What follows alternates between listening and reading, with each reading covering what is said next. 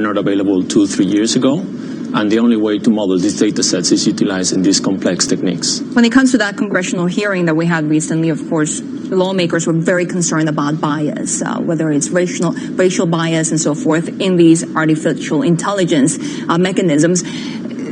Is that easy to fix? Not easy to fix, but definitely it is easier to identify bias in an algorithm than in a human.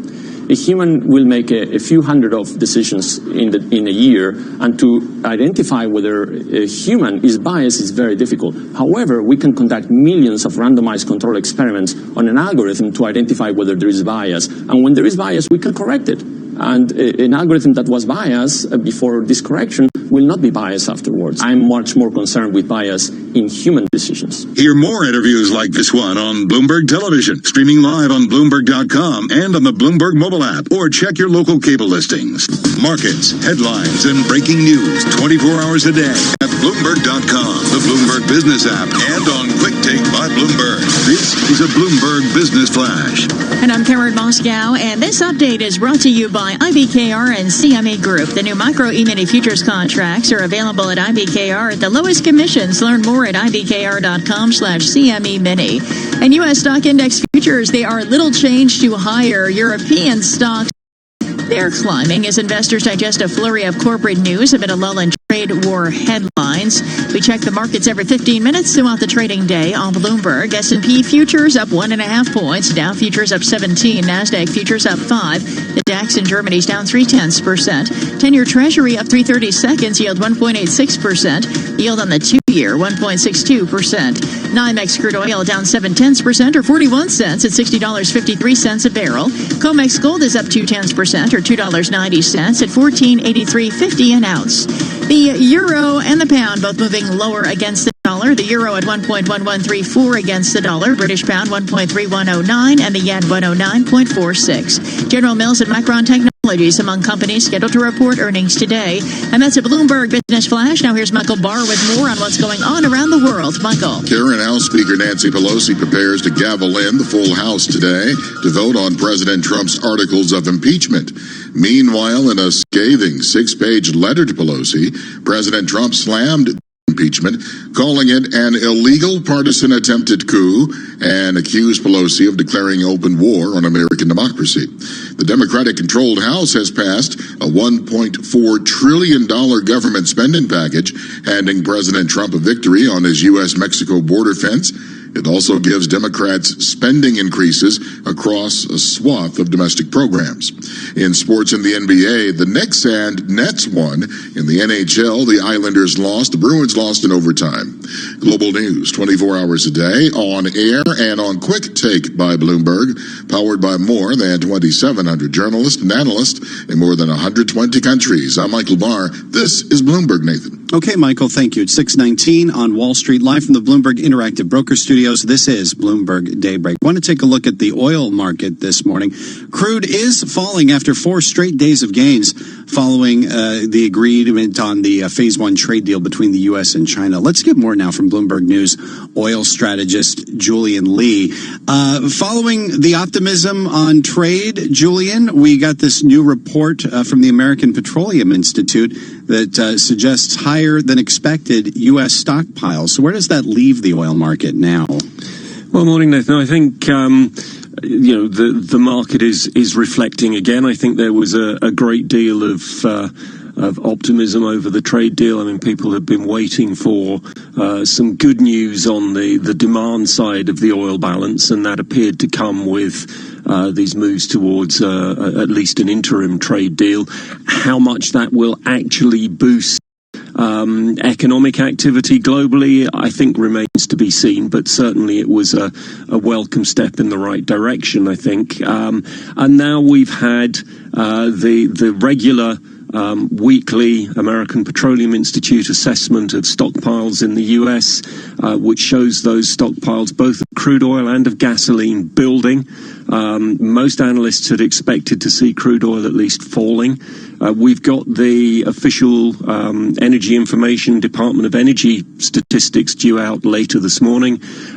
If that follows the path set by the API, then I think this is going to take out some of this optimism going forwards. But these are very sort of short-term indications. We've had this new OPEC agreement a week or so ago. That's not due to come into effect until January. I'm skeptical about how much oil that will really take out of the market, but we need to wait until January to see that coming through, I think. Does this raise questions about what U.S. suppliers need to do in terms of their production as we head into 2020? Well, I think, I think U.S. suppliers are driven very much by their own corporate balance sheets, their corporate income and expenditure, and that, I think, will drive what they do going into 2020. We are expecting at the moment a slowdown in expenditure, particularly by the independent companies who have been the backbone of much of the growth in US shale output.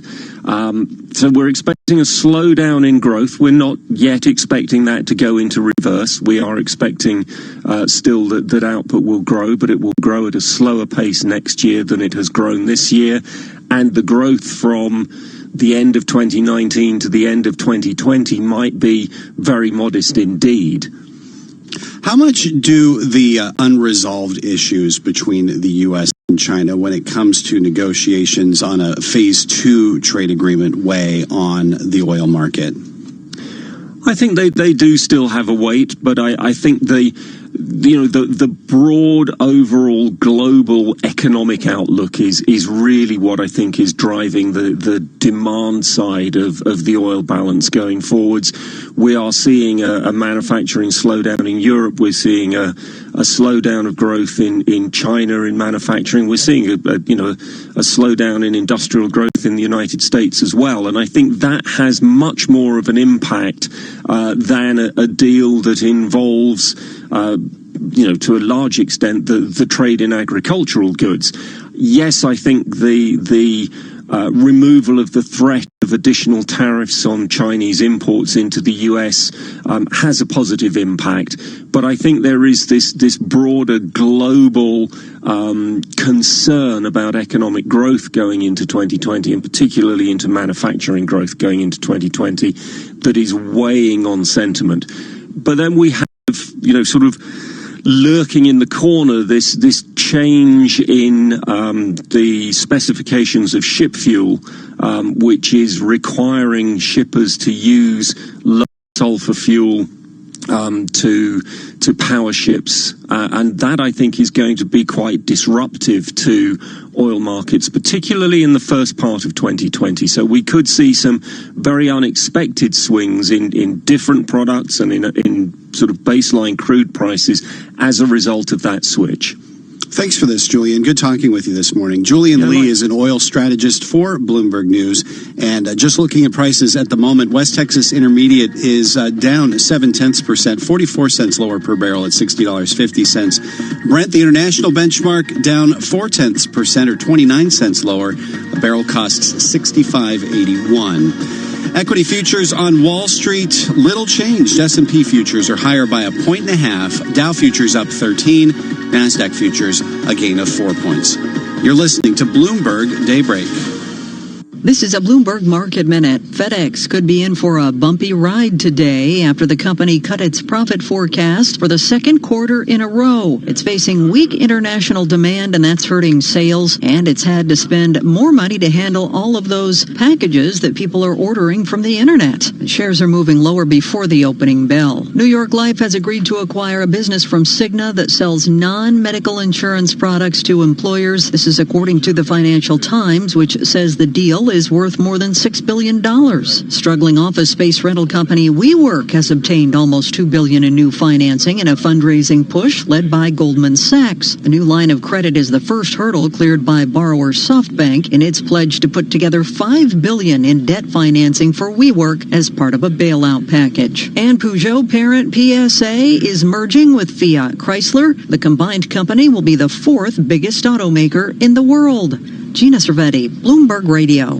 25 years ago, NJIT graduate Dick Sweeney co-founded Keurig Green Mountain, a company whose incredible innovations changed the way the world brews a cup of coffee. Today, he lectures widely on business leadership and is a strong advocate for NJIT's work to combine business education with the power of STEM.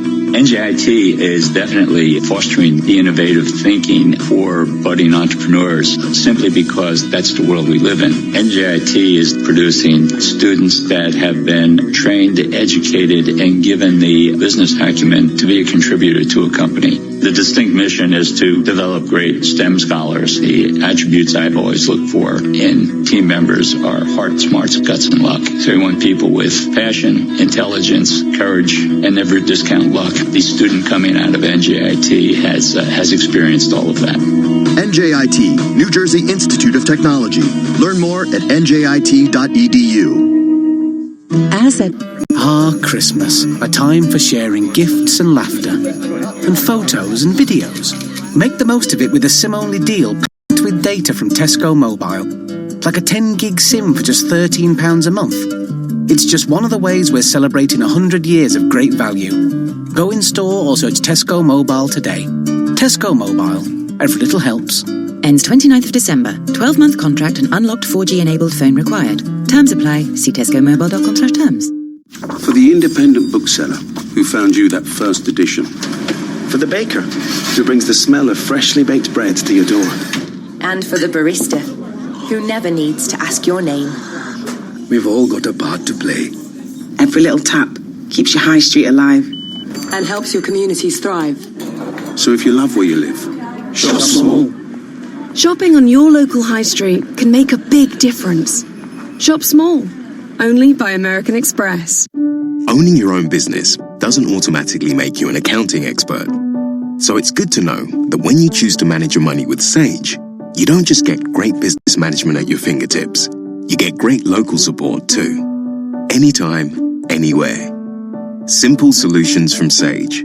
Trusted by over 1 million British businesses to manage finances, operations, and people. Find out more at sage.com/automate.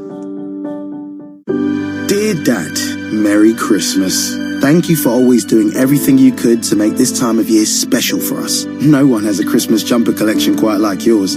Your festive spirit is... Gingerbread latte with 2 shots and not make whipped cream for Joe. I hope it snows. I know how you love a white Christmas. All my love, Joe. Heartfelt can happen anywhere with moonpig.com.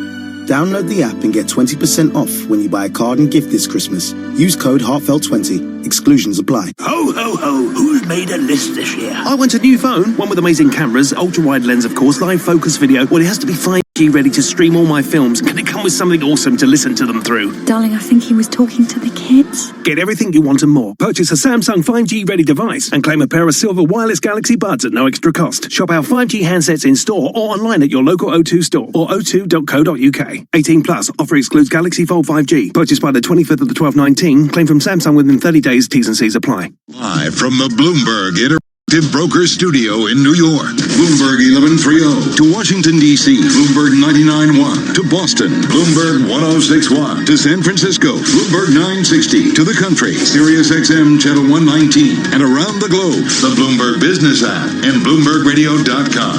This is Bloomberg Daybreak. And it's 6:30 on Wall Street. Good morning. I'm Nathan Hager. And I'm Karen Moscow. We're just about 3 hours away from the opening of U.S. trading. Let's get you up to date on the news you need to know at this hour. U.S. futures are little changed to higher a day after stocks eked out a gain to close at a fresh record. Europe stock 600 is up almost 0.2%. Equities in Asia saw modest declines overnight, but remain near highs of the year. Shares of FedEx are down more than 7.5% in early trading after earnings missed estimates. The company also cut its profit forecast for the second straight quarter. We get more from Bloomberg's Charlie Pellet. Weak international demand hurt sales, and the company is ramping up investment to handle soaring e-commerce deliveries. FedEx was also reeling after Amazon heightened competitive tensions this week by banning third-party sellers from using the courier, citing poor service. Beyond ongoing weakness in Europe and Asia, FedEx's sales were also hurt by the late timing of the peak holiday season, which began after the quarter ended this year. Charlie Pellet, Bloomberg Daybreak. Charlie, thank you. Fiat Chrysler and Peugeot are taking the next step in their tie-up. The companies have entered a binding agreement to combine in a deal to create the world's fourth biggest automaker. Tesla might be cutting prices. Bloomberg News has learned the company may cut the price of its China-made Model 3 sedan by 20% or more next year. Shares of PG&E are up 15% in early trading. The bankrupt utility has won court approval for two multi-billion-dollar wildfire settlements. PG&E's full restructuring plan still has to win approval by California Governor Gavin Newsom. And coming up today, we get earnings from Micron Technology, General Mills, and Paycheck. Here with a look at Micron's upcoming report is Bloomberg's Larry Kofsky. Analysts are forecasting a good year for the memory chip maker, though most of the gains are expected to come in the second half. Bloomberg Intelligence says first quarter sales are expected to show seasonal strength, followed by weakness in the second quarter. Wedbush and Needham raised their price targets on the stock ahead of today's earnings release. Larry Kofsky, Bloomberg Daybreak. All right, Larry, thank you. And on the economic front, German business expectations improved for a third month in December. The IFO Institute said its measure of executive outlook rose to 93.8, exceeding most estimates in a Bloomberg survey. Now let's get you up to date on how stocks are faring. We check the markets every 15 minutes throughout the trading day on Bloomberg. And S&P futures, they're little change to higher, up almost 2 points now. Dow futures up 18, NASDAQ futures up 5. The DAX in Germany is down about 0.2%. 10-year Treasury up 430 seconds, yield 1.86%. The yield on the 2-year, 1.62%. NYMEX crude oil is down 0.7% or 42 cents at $60.52 a barrel. COMEX gold is up 0.2% or $2.70 at $14.8330 an ounce. And straight ahead, we have the latest world and national news. This is Bloomberg. All right, Karen, thank you. It's 6:33 on Wall Street, and Michael Barr's here with more on what's going on around the world. Good morning, Michael. Good morning, Nathan. Demonstrators rallied in cities across the country to call for President Trump's impeachment and removal from office. The House of Representatives is expected to vote to impeach him today. More than 600 events calling for Trump's impeachment were scheduled to take place across the country. In a scathing 6-page letter, President Trump accused House Speaker Nancy Pelosi of violating her oath. Trump was asked whether he takes any responsibility for his likely impeachment. No, I don't take any. Zero, to put it mildly. They took a perfect phone call that I had with the president of Ukraine, an absolutely perfect call. You know it, they all know it. Nothing was said wrong in that call. To impeach the president of the United States for that is a disgrace, and it's a mark in our country. As House Democrats prepare to impeach President Trump, lawmakers took care of other urgent pieces of legislation. Bloomberg's Martin DeCaro reports. The federal government will be funded for the rest of the fiscal year under a pair of bills totaling $1.4 trillion in spending. They were passed by the House, now head to the Senate, and President Trump has indicated he'll sign them to avert a government shutdown.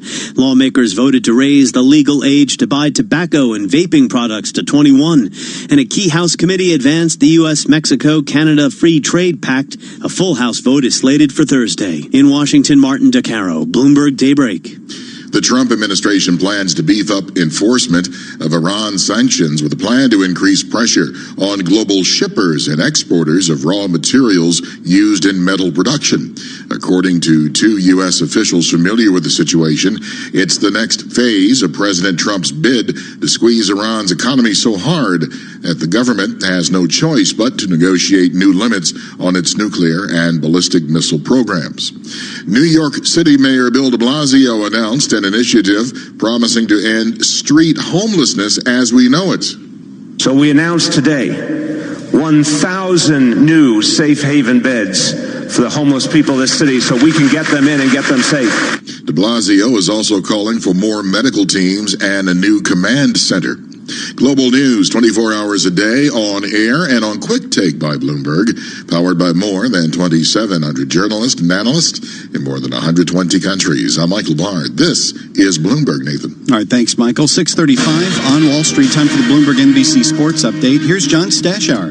Nathan, the Knicks were the worst team in the NBA last season and were again this year, but no longer. There are actually 4 teams now with worse records, and one of them was at the Garden last night. Atlanta, no match for the suddenly improved Knicks, who've won 3 of the last last four. Knicks with a 41-point first quarter. They had a 21-0 first half run. They led by 31 at one point, and the final was 143-120. It's the most points the Knicks have scored in a regular season game since 1980. Rookie R.J. Barrett, 27 points. Marcus Morris, Mitchell Robinson, both with 22.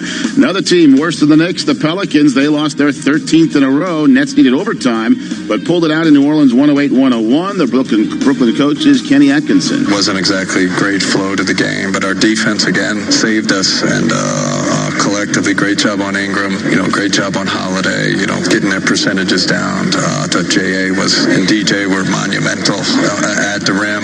When they did come to the rim, I thought we did a great job protecting it. Offensively, we made some plays at the end. Joe was big. Obviously Spencer downhill. We really had to work for this one. Spencer Dinwiddie leading the Nets with 31 points. Joe Harris had 24. Lakers played without Anthony Davis, lost for just the fourth time this season, beaten by Indiana 105-102. The Islanders lost in regulation for only the eighth time, far and away their worst defeat. Nashville beat them at the Coliseum 8-3. High hopes this season for Seton Hall, but the Pirates have lost two straight at a recent lopsided loss at Rutgers. They have fallen out of the top 25, and now Seton Hall star player Miles Powell in concussion protocol won't play tomorrow in a tough game against 7th-ranked Maryland. With the Bloomberg NBC Sports Update, I'm John Stashower. Nathan?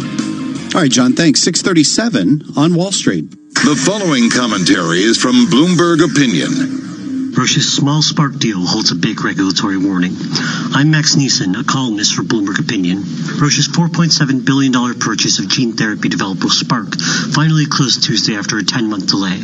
Many industries would shrug that off, but it's an eternity in biotech, and pharma should take notice. Roche expected a rapid close, but antitrust authorities grew concerned that the company might stymie Spark's potentially curative hemophilia treatment to protect its own blockbuster Hemlibra. That isn't the only sign of trouble. 2019 also brought an unexpected hiccup for Bristol Myers Squibb's blockbuster acquisition of Celgene. The Spark holdup was confusing because others are developing similar therapies, and investors were equally surprised in June when Bristol Myers announced it was selling Celgene's psoriasis drug Otezla to appease the FTC. Otezla is lucrative, but hardly dominant. The Bristol R&D project that bothered regulators won't be a competitive threat for years, if ever. An optimist might see these as one-offs, down to poor understanding of new technology or skepticism of a megadeal. But if marginal concerns required such a long delay and such a big divestiture, what's going to happen when there's a real competitive issue? I'm Max Neeson. For more opinion, please go to Bloomberg.com/opinion or OPIN Go on the Bloomberg terminal. This has been Bloomberg Opinion. You can hear Bloomberg Opinion commentaries every weekday at this time. Terminal customers can read more at OPIN Go. It's coming up to 6:39 on Wall Street. Time for the Bloomberg Small Business Report. Here's John Tucker. Working for Uncle Sam can be lucrative for a small business. For example, just 10 small business contracts that may be completed in 2020 have a combined total estimated value of $48 billion. And that's where Gloria Larkin's small business comes in. She helps other small firms compete for and win government contracts. There's an extraordinary amount of opportunity, $122 billion worth of opportunities and awarded contracts to small businesses just last year. Her 8-person firm, Target Gov, shows small firms how to navigate contract proposals and the bidding process. And what type of small business is the government looking for? Small businesses of any type, whether they're a engineering firm or a cleaning firm or someone providing IT services. At military bases, for example, there's a need for pizza parlors, beauty salons. Uncle Sam even needs babysitters. And that's the Bloomberg Small Business Report.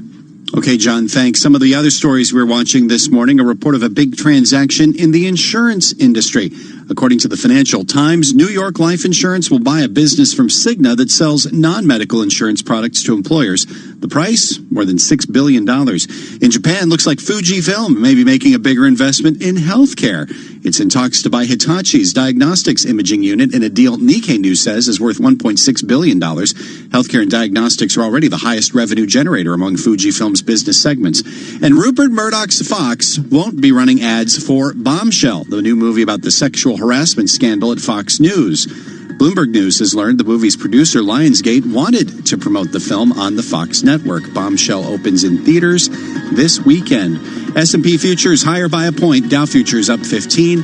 NASDAQ futures gaining almost 4 points. You're listening to Bloomberg Daybreak.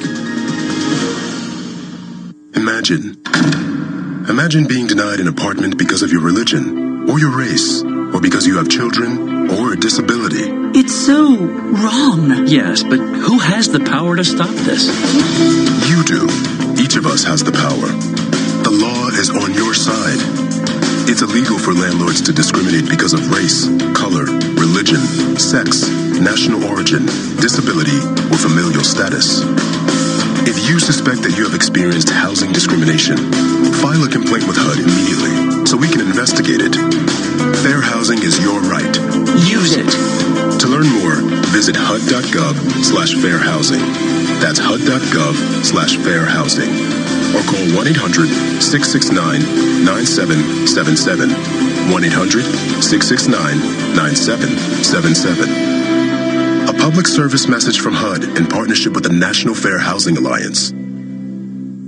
Why do hedge funds and other alternative managers rely on Pershing for a highly personalized experience? Mark Alderati, a managing director at BNY Mellon's Pershing and head of Prime Services, explains. In today's fast-paced environment, where the only constants are change and volatility, you need a prime broker who's both steady and agile, focused on supporting your needs so that you can focus on growing your business and producing results. Exceptional client service and advocating for our clients is at the core of what we do. Our award-winning high-touch team is just one of the benefits of working with BNY Mellon. We help alternative investment managers create great experiences for their clients. Whether it's customized financing, securities lending solutions, platform access, or outsourced trading, BNY Mellon's Pershing is a prime broker who's committed to this business and dedicated to meeting your evolving demands. To learn more about the unique and industry-leading solutions for hedge funds and other alternative managers, visit Pershing.com. Pershing LLC. Member FINRA, NYSE, SIPC. You know it's out there somewhere, but you just keep missing out. I'm talking about your dream job. Now it's easier to find and land your next role with the LinkedIn app. Build connections, keep in touch, and be the first to hear about new jobs. LinkedIn has more openings than applicants. And sometimes all it takes is one LinkedIn connection to land the job that's right for you. Don't miss out. Get your next big break and find the job meant for you. Download the free LinkedIn app today. So it's already December 18th. Well, at Boots, this Christmas, there's better than half price on selected gifts. Save money on gifts like number 7, Best Face Forward was £80, now only £39, and other selected products. Get on it today at the What to Buy Your Nearest without it being the dearest boutique at your nearest Boots in London White City Shopping Centre. So gift like you get them before it ends 24th of December at selected stores and Boots.com. Ah, Christmas. A time for celebrating, unwrapping and unwinding. Capture every moment with an epic iPhone 6S with a 12-megapixel camera. Now only $12.99 a month from Tesco Mobile, saving you £72. It's just one of the ways we're celebrating 100 years of great value. Go in store or search Tesco Mobile. Tesco Mobile. Every little helps. Saving £2 per month over 36 months was £14.99. 36-month credit and rolling monthly usage agreements required. Subject to status. Terms apply. See tescomobile.com/terms. It was 1970, and a pregnant Air Force captain found herself in a bind. If you're pregnant, you cannot be active duty. If you have a child, you cannot be active duty. So she sued. This week on The Media examines the case that almost set the course for women's reproductive rights. Instead, to Justice Ginsburg's dismay, we got Roe v. Wade. On this week's On the Media from WNYC. Listen to the On the Media podcast on TuneIn today. He leaps and he surges in. Touchdown! It is college football bowl season on TuneIn. This Friday at 2 p.m. Eastern Time, the bowl season kicks off from the beautiful Bahamas. Back to throw, fires, run on the slant, caught, touchdown! The Charlotte 49ers will be playing their first bowl game in school history. They'll be matched up against the Buffalo Bulls. Don't miss the first bowl game of the season. To listen to this and every bowl game, just search college football today. Network of news and financial information 24 hours a day. Powered by more than 2,700 journalists and analysts in more than 120 countries. This is Bloomberg Radio. Now, a global news update. The U.S. House of Representatives will soon do what it has done just 2 times in the past 240 years. Capitol Hill correspondent Suzanne Malveaux this morning. A momentous day in American history as the House holds its vote to impeach President Trump. In just hours, lawmakers will hold a final debate of the articles of impeachment, alleging the president abused his power and obstructed Congress. House Minority Leader, California Republican Kevin McCarthy says this is a sad day for the country. Alexander Hamilton warned us of this day. Unfortunately, this day has come, where individuals purely for political reasons, with no facts, move forward with impeachment. Yesterday, President Trump told reporters he takes zero responsibility for all of this. 1 out of 5 high school students in the U.S. vaped marijuana in the past year. That's one of the findings of the annual University of Michigan survey of middle school and high school students. I'm Christopher Cruz. Why all the top-tier experts? Because business is not a magic trick. Give us a sense of the economic backdrop. Bloomberg Markets. Which financial records are these? Weekday mornings at 10 Eastern on Bloomberg Radio. Bloomberg, the world is listening. Markets, headlines, and breaking news 24 hours a day at Bloomberg.com, the Bloomberg Business app, and on Quick Take by Bloomberg. This is a Bloomberg Business Flash. And I'm Karen Moscow. And U.S. stock index futures are little change to higher this morning. We go to the First Word breaking news desk for today's morning call. Here's Bill Maloney. Bill, good morning. And good morning, Karen. That's right. U.S. futures are quiet right now. Dow futures up 10 points. S&P's higher by a point, and NASDAQ futures rise by 2.5. The U.S. 10-year yield at 1.87%. Gold is a little changed. And Japan fell 0.6% overnight, while European markets are also quiet this morning. Back in the U.S. on the economic front at 7 o'clock, MBA mortgage applications. And after the bell last night, FedEx cut its full-year forecast for the second quarter in a row. Shares are down 8% in the pre-market. And the FTC moved to block Illumina and Pacific Biosciences' $1.2 billion merger. Regarding earnings this morning, look for General Mills to report around 7 a.m., paychecks around 8:30. In deal news, New York Life agrees to buy a Cigna unit for more than $6 billion. And in the energy space, Devon is selling its Barnett Shell assets for $770 million and is buying back $1 billion in stock. In other news, people familiar said that Tesla may cut the price of its China-built Model 3 by 20% or more next year. And wrapping things up, Halliburton was cut to market reform at BMO. Delta Airlines raised to buy at Deutsche Bank, and Eli Lilly raised to overweight over at Morgan Stanley. Live from the First Breaking News Desk, I'm Bill Maloney. Karen? Bill, thank you. And to hear live breaking news over your Bloomberg, type squawk on your terminal, SQUAWK. And that's a Bloomberg Business Flash. Now here's Michael Barr with more on what's going on around the world. Michael. Karen, with the House Rules Committee's roadmap planned out for the full House vote today, a historic vote on impeachment is now just hours away. After a procedural vote, House members will get one last chance to debate articles of impeachment for 6 hours, with time equally split between the parties. The final vote will be held immediately after and is expected to pass along party lines. The U.S. conceded it won't be able to stop completion of the controversial Nord Stream 2 natural gas pipeline from Russia to Germany, acknowledging the failure of a years-long effort to head off a perceived threat to European security. The $11 billion project is just weeks away from completion. In sports in the NBA, the Knicks and Nets won. In the NHL, the Islanders lost. The Bruins lost in overtime. Finally, from daybreak on the Bloomberg, on this day in history, a Christmas season staple debuted in 1892.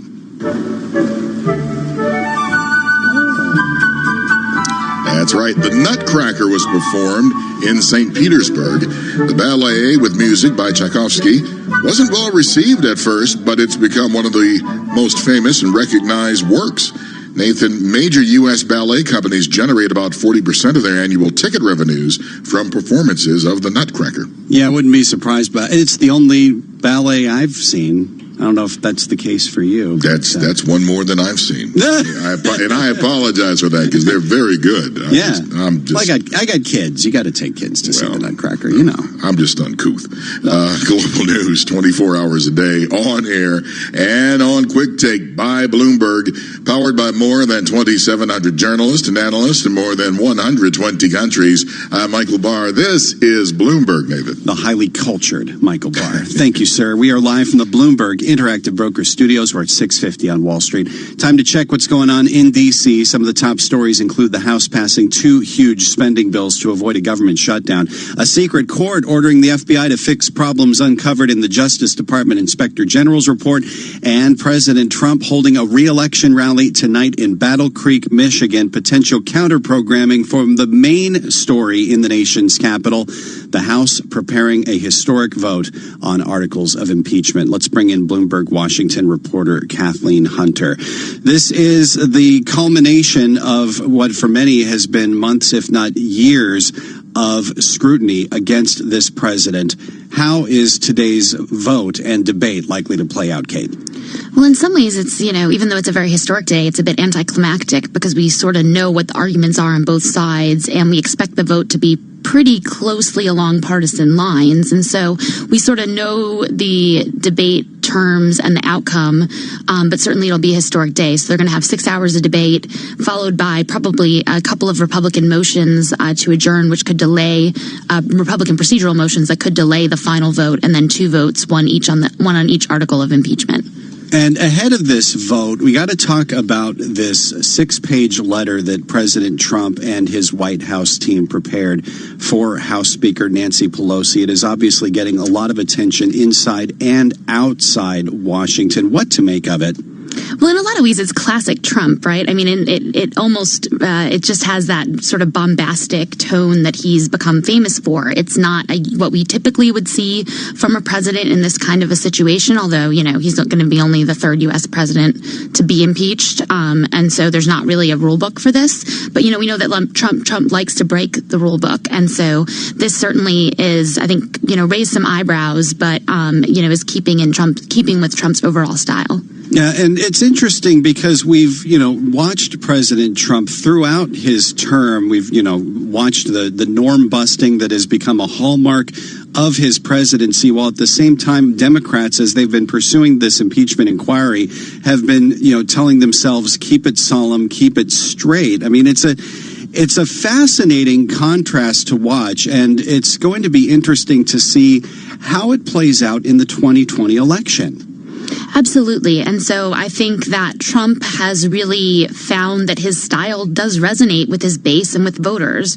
And so I think he's sticking to that. And, being defiant and indignant in the face of this House impeachment inquiry, I think is an attempt in part politically to turn on its head what, you pointed out, this sort of solemnness that the Democrats are trying to bring to this debate. And the Democrats are casting it as sort of their constitutional duty to take this type of an action, whereas Trump has really tried to cast it as a political exercise. And so I think in some ways his indignation that he expressed in this letter really plays into his own political narrative. And does it play into how the Senate trial could play out next month, given the terms that Senate Majority Leader Mitch McConnell has put down as to, whether witnesses are even going to be called next month? Well, I think this is going to be really interesting. And actually, part of me wonders if perhaps, this letter's coming now ahead of the House vote as a way to try to persuade Trump. He's able to kind of get all of his views out there at this stage because, we know that Mitch McConnell, who's a much more cautious and circumspect politician,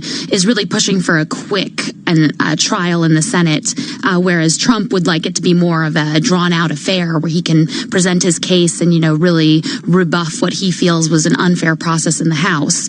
And so that is the tension that's really at work now between McConnell and the president. And so part of me wonders if perhaps, the strategy in doing this letter now is to try to let Trump get all of this off his chest at this stage. In the time we have left, I want to turn attention to another story on the Bloomberg terminal this morning about the 2020 Democratic presidential race. A close look at Pete Buttigieg, who's doing well in Iowa, but that's raising concerns in Iowa. Can you explain this?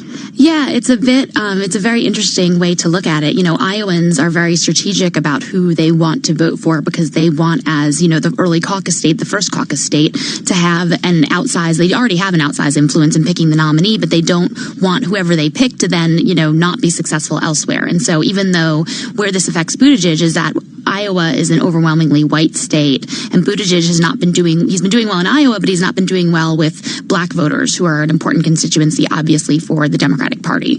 And so I think the concern now among Iowans is that perhaps, they should take a second look at Pete Buttigieg because they don't want to vote for someone who's not going to be able to go on and be successful later in the primary process in other states. And does this apply to other candidates in this field as well? I mean, the top tier is overwhelmingly white at this point.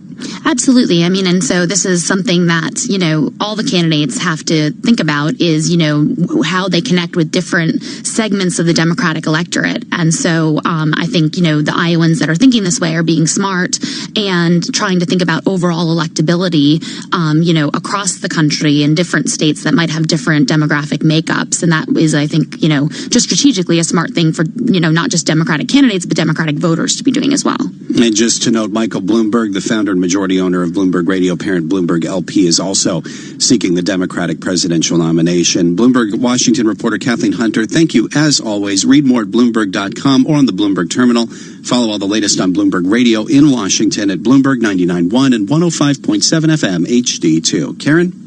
Nathan, thank you. It is 6:56 on Wall Street. Time for the Bloomberg Green Report. Here's Jeff Bellinger.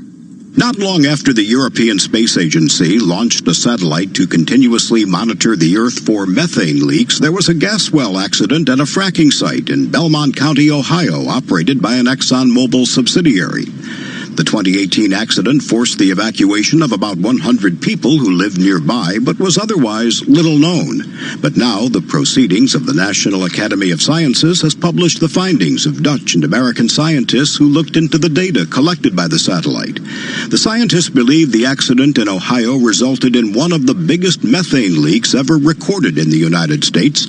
The scientific team believes methane releases, which are difficult to predict, may be much more widespread than previously thought. And now this new space technology can detect leaks of the greenhouse gas that is a big contributor to global warming. And that's the Bloomberg Green Business Report. I'm Jeff Bellinger. All right, Jeff, thank you. We continue to watch shares of FedEx down 7.5% this morning after it cut its profit forecast for the second straight quarter. Futures, meanwhile, are little change to higher, with S&P futures up a point, Dow futures up 15, NASDAQ futures are up 4. And Bloomberg Surveillance is straight ahead with Tom Keene, Jonathan Farrell, and Lisa Abramowitz. For Nathan Hager, I'm Karen Moscow, and this is Bloomberg. Influential conversation. You know it's out there somewhere, but you just keep missing out. I'm talking about your dream job. Now it's easier to find and land your next role with the LinkedIn app. Build connections, keep in touch, and be the first to hear about new jobs. LinkedIn has more openings than applicants. And sometimes all it takes is one LinkedIn connection to land the job that's right for you. Don't miss out. Get your next big break and find the job meant for you. Download the free LinkedIn app today. Ho, ho, ho. Who's made a list this year? I want a new phone, one with amazing cameras, ultra-wide lens, of course, live focus video. Well, it has to be 5G ready to stream all my films. Can it come with something awesome to listen to them through? Darling, I think he was talking to the kids. Get everything you want and more. Purchase a Samsung 5G ready device and claim a pair of silver wireless Galaxy Buds at no extra cost. Shop our 5G handsets in store or online at your local O2 store or o2.co.uk. 18 plus. Offer excludes Galaxy Fold 5G. Purchased by the 25th of the 12/19. Claim from Samsung within 30 days. T's and C's apply. Hey, NFL fan, can't watch the game? Can't be there? No biggie. With your TuneIn Premium membership, you already have an all-access pass to every team and every game in the league. Amazing, right? Steps up, floats it towards, at the goal line, it's intercepted! Listen live as the action unfolds or on demand when you can. Anytime, anywhere, all season long. Right side, it is caught. It is in for the right side for the touchdown to Keenan. Search NFL today. Like what you're listening to? Want to make getting back to it easier? Use the favorite button to keep track of the stations and podcasts you love on TuneIn. Just tap or click the heart icon to add it to your favorites. Then find all your go-to audio under the Favorites tab. Pretty easy, right? This is Bloomberg Surveillance Economics. American economic power and future depends on trade deals. In many of these countries, we've still seen people struggling. Finance. We're in this vortex of uncertainty. These big companies, they just sometimes lack focus. Investment. The markets have become a little bit too addicted to the Fed. Timing the market is just so difficult. Bloomberg Surveillance with Tom Keene and Jonathan Farrow on Bloomberg Radio. From New York City for our audience worldwide, good morning. This is Bloomberg Surveillance. Coming up on the program, optimism driving stocks to records, corporate borrowing costs towards decade lows, FedEx delivering a reality check, cutting its profit forecast for the second straight quarter, and lawmakers gathering in the House where President Trump is set to be impeached. From the Interactive Brokers Studios, hello Wednesday. Here is your Wednesday morning price action. Equity futures positive a single point on the S&P 500. In the bond market, the shape of things as follows. Yields come in a single basis point on the 10-year to 187. And in foreign exchange, the dollar just snapping back a little bit, just a little bit of dollar strength through G10 against the euro. Euro dollar down 0.2. Sterling is where your underperformance is once again this week. Alongside Tom Keene, Lisa Abramowitz, I'm Jonathan Farrow. Tom, the market just keeps grinding that little bit higher. 2-year track record, taking in the Q4 disaster of last year, we're now up to 11.6% SPX return over 24 months per year. So we're really getting up to legit double digit when you take into account the gyrations. And this is going to be something that we're going to be hearing about every single day for the next 2 weeks, because Tom Keene is going to give us the annualized returns over the past few years. No, it matters, because everybody's like, we're up 30%. Well, yeah, you are off of a grim quarter. But I think that it highlights this concern. We have price to perfection, perhaps. What's going to push things higher? And next year, I think, again, I go back to what you said, John, yesterday, is this is a show me the money kind of moment. Show me the money, show me the data, show me the earnings coming through 2020, Tom. Yeah, from FedEx as well, and a few other corporate stories where people are adjusting to a sub 2% economic growth. FedEx down around about 8% in the pre-market. We'll be talking about that a little bit later this morning. I want to bring in Peter Hooper, Deutsche Bank Securities Global Head of Economic Research. Here's a take from Morgan Stanley. The Fed's reaction function means risks skew asymmetrically to rate cuts over rate hikes in the next couple of years. Peter, is that the Deutsche Bank take too? Absolutely. My colleague Matt Luzetti put out a very nice report over the weekend. We expect the Fed to be on hold for the year ahead. We expect a key change mid-year. Jay Powell's been telling us, expect us to give you the result of our year of policy review here. The major factor in that report will be a strengthening of the symmetric inflation target, recognizing that they've been below 2% for the last decade, and we're going to be above 2%. We're going to aim to overshoot a bit on inflation. We're going to have a makeup strategy. We're going to have some inflation averaging here. Problem is, inflation's not going to be cooperating yet. We see inflation remaining below 2% over the year ahead. Many in the Fed do as well, and certainly that seems to be the consensus. Phillips curve is still very flat. Fed has some work to do. We think with the announcement in June, they will bring down the dots. Right now, they're expecting rate increases in 2021 and 22. Those will come down. They're not going to cut rates this year. We think they'll be patient. They'll let things play out a while. Get past the election, get past the politics, etc.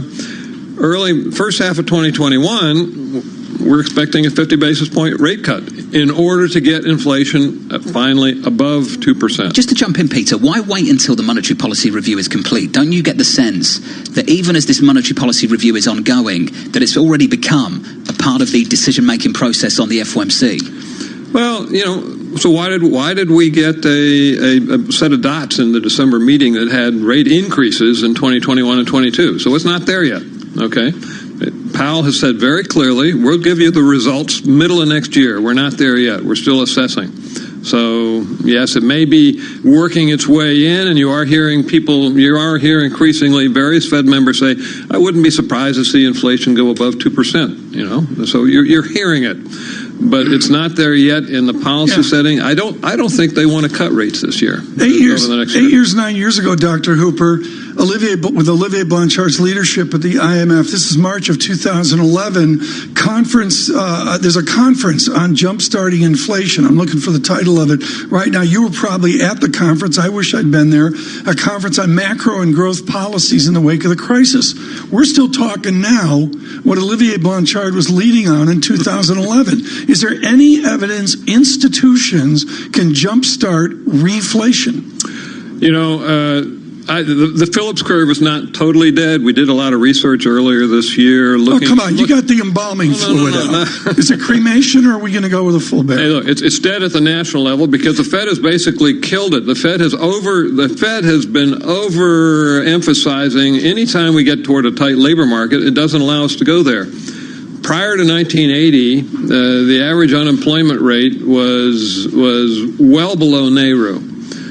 The average labor market was tight. Since 1980, the average unemployment rate's been about close to 1%. It's been a loose labor market situation. I think we need to get the unemployment rate significantly below the natural rate, and the natural rate, the NAIRU, has been climbing down. It's 4% or less now. We need to get into a two-handle of unemployment before we're going to see inflation take off. We're going to have a negative unemployment rate. Well, this is negative unemployment rate. I think that this academic discussion of is inflation dead has a very real underpinning of the existential crisis right now in markets. And yes, I used the word existential this morning.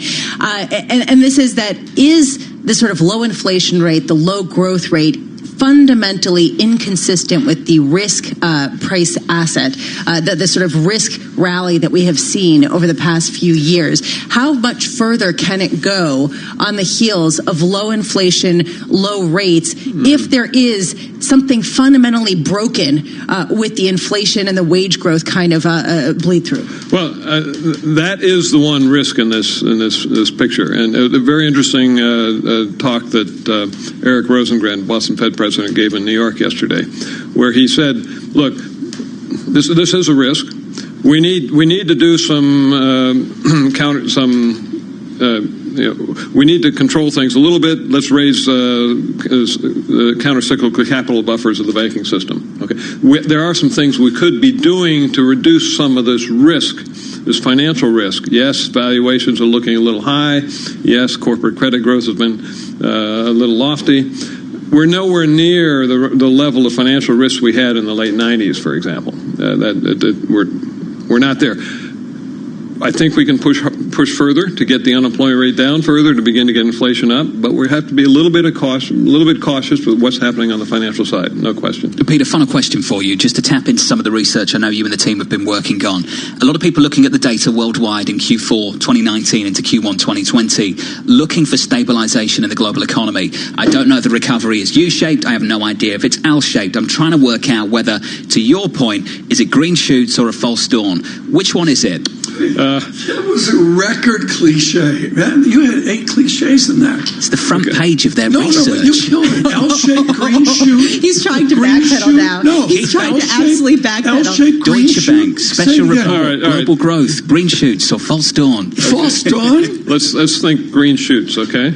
Maybe there's a little bit of false dawn still in Europe. There's some question marks there, but we think China is going to be looking a little stronger than people expecting. There is a consumer cycle in China.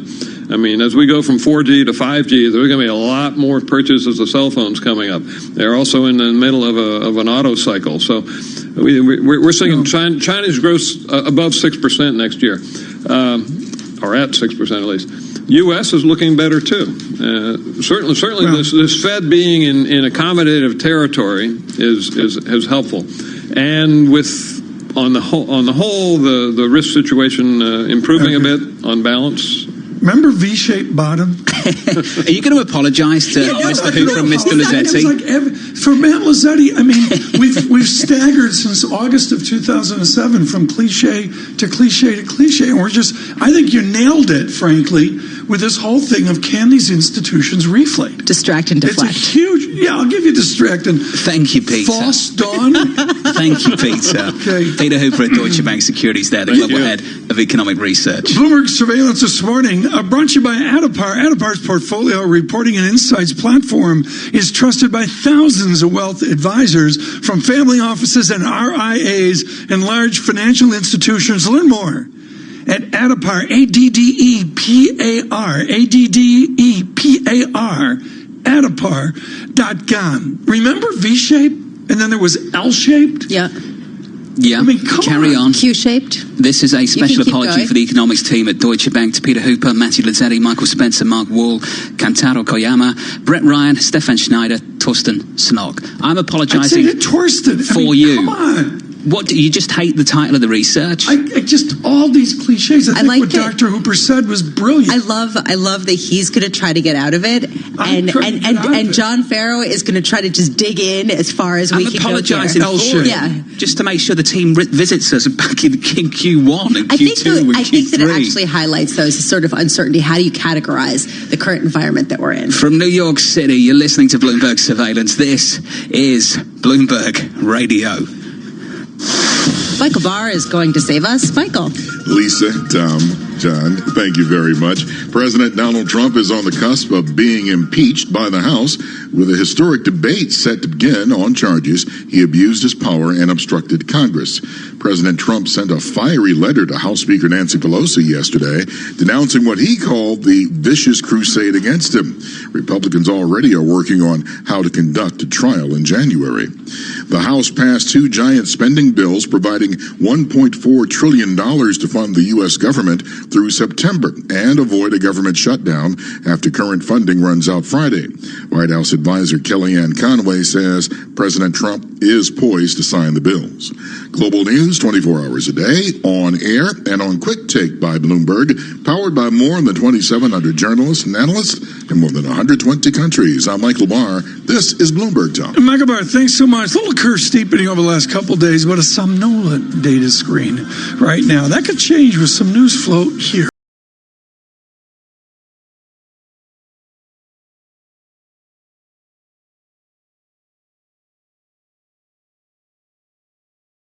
J.D. Power ranked Commonwealth Financial Network #1 in independent advisor satisfaction among financial investment firms for the 6th straight time. We think it comes down to one thing: you. Because it's your input and feedback that keeps us focused on what's most important to you and your clients and continually pushes us to be the best we can be. Maybe that's why we receive top marks in every category of the J.D. Power 2019 Advisor Satisfaction Survey.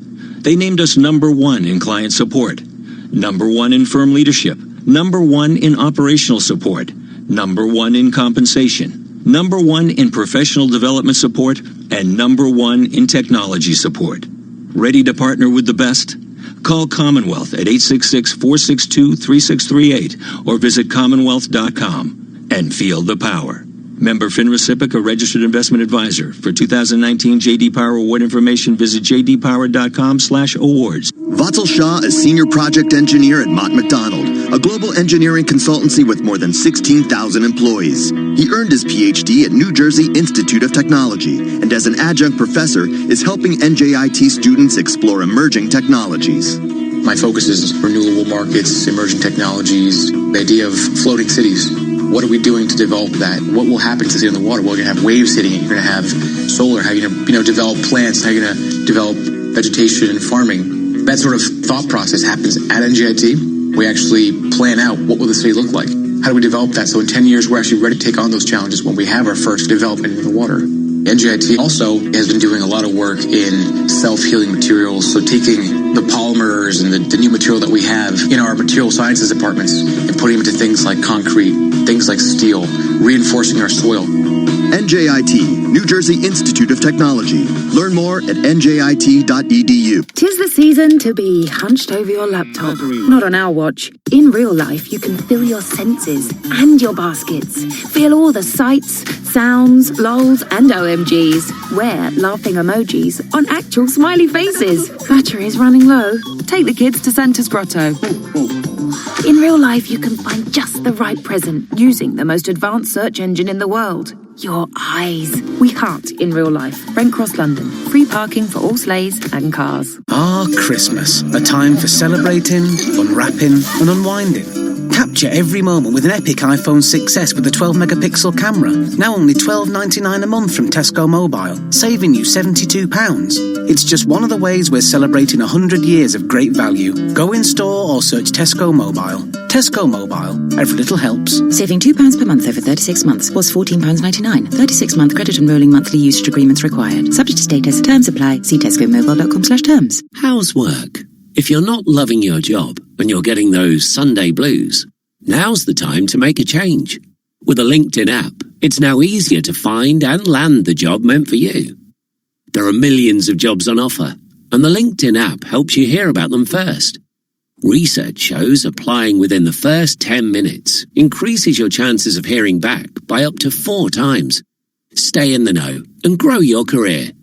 Download the free LinkedIn app today. The Honda Jazz, the car that feels fabulously small on the outside, yet deceptively big on the inside, with its incredible storage solutions and magic folding seats. Not to mention the suite of advanced safety features. And now with the small but big Jazz event, it's available with 0% APR representative and 5 years complimentary servicing until January 31st. Visit your local dealer to find out more. Honda dealers are credit brokers, not lenders. Finance provided by Honda Finance Europe, authorized and regulated by the Financial Conduct Authority. Terms and conditions apply. Financial Conversations from Bloomberg Television. Here's Paul Allen on Daybreak Asia. As the US and China appear to have reached a trade war truce, how will the so-called Phase 1 deal affect markets in 2020? Our next guest says China currently has more upside than the US.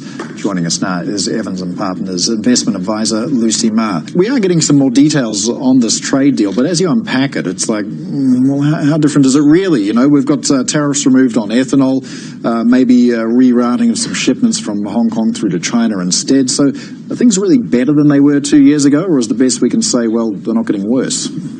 Well, we do think that the phase 1 of the US-China trade war is actually significant. And as you say, some of those details were a little bit wishy-washy. Expectations for China to buy an additional $50 billion of agricultural products, that's more than double at their peak, were a bit lofty at best. However, the most important thing about this trade deal that we really do need to remember is that it indicates that Donald Trump is likely to be open to de-escalating the trade war. So that's the really important thing to come out of this, regardless of those trade details, because really that trade war has been a handbrake on global economic growth for the previous period. So we think with this clear line of sight, it really is a positive. Hear more interviews like this one on Bloomberg Television, streaming live on Bloomberg.com and on the Bloomberg mobile app. Or check your local cable listings. Markets, headlines, and breaking news 24 hours a day at Bloomberg.com, the Bloomberg Business app, and on Quick Take by Bloomberg. This is a Bloomberg Business Flash.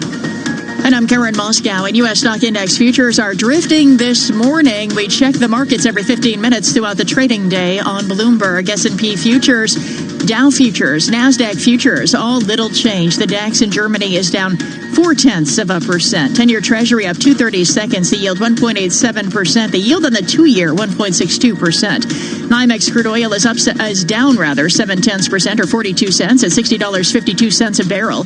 And COMEX gold is little changed, up 50 cents at $14.81.10 an ounce. The euro 1.1123 against the dollar. British pound also moving lower against the dollar at 1.3090, and the yen 109.53. Watching shares of FedEx this morning down more than 7% after it cut its profit forecast for the second straight quarter. General Mills reported second quarter profit that beat the highest estimate of analysts we surveyed. Those shares up 1.5% this morning. And watching shares of Zafgen, they're up more than 17% this morning. Zafgen and Chondrial Therapeutics entering into a definitive merger agreement. And that's a Bloomberg Business Flash. Tom, John, and Lisa. Karen, thanks so much. Okay, and FedEx, what we're going to do is dive into this with Lee Klaskow. He's the right guy to talk to because he's had umpteen years looking at the logistics of the United States of America. It's lumped into transportation, but it's really the entire study of how we move stuff around. And that began with that paper of Fred Smith's at Yale University a million years ago that became FedEx. You know the mythology and all that. Lee, let me cut to the chase. 177,000 employees. They're bringing 4 cents, 5 cents to the bottom line. Revenue is nowhere. Are they a takeout candidate this morning? Wow, but I don't think so. No, I mean, they're bouncing around where they were a couple of months ago. I mean, this is definitely kind of the bottom. That we don't have buy hold sell recommendations here. No, I know that, but they're at the bottom in terms of how bad things are because they are making investments in their network. That listen, if you think about FedEx only delivered your packages 5 days a week. Who the heck doesn't want their delivery on a Saturday or Sunday? If you order toilet paper from Amazon, you need it on Saturday. Really? Now they're going to be able to do that. Maybe not for Amazon, but for Walmart. Lee, come That's on. the greatest comeback from Lee. That's fantastic. It's great. Lee, seriously, Mr. Smith is revered within corporate America. He's been doing this forever. His CFO has been there for 22 years. They're the only ones in this situation. UPS is actually doing pretty well. Where's the board? Do they have to clean house? I don't think they do because listen, they have 3 people in the C-suite that are senior executives that have been in their current role for less than a year. They did have a management shakeup already, and so I think that the fact that they're going to 6 or 7 day delivery is a big deal. The fact that the industrial economy, so the B2B business on the ground, is not as strong as probably they thought, and that business has higher yield, so higher rates per package. They're more profitable because they're denser, and that business has not been as strong as probably what they thought. There's also the impact of the condensed peak season. We all knew it was going to happen, but they were expecting 34 million packages on Cyber Monday. It went to 37 million packages. So that's what you could fault management for is being bad at forecasting. Bad management expectation. That's the story here. You've nailed it, Lee. When you look at the costs, moving to 7-day delivery, it's going to cost more. Expanding your delivery network to be better, a more optimal network to deliver to residences and not just business to business, costs. When do costs start to bottom out? Expectations are probably their fourth quarter. So they just had their second quarter, so probably their fourth quarter or things should start to improve. Management seem confident that they're going to get back to double-digit margins in ground. But if you can see me, I'm doing air quotes confident because they were confident that they can make their previous guidance in the mid-range of 11 and 13. And as you know, they lowered their guidance for the full year to 1025 to 1150. So they seem confident. And there's also something going on in Europe. They bought TNT. TNT was a good network for them to buy. It wasn't a great network, but it was a good network that they could improve upon. And then while they got it, it was hit with a huge cyber attack that paralyzed the network. They had to pour a lot of money into it, probably more than they wanted to. Right now they're operating dual networks there. They're going to combine those 2 networks in the coming months, and you're going to see some synergies there.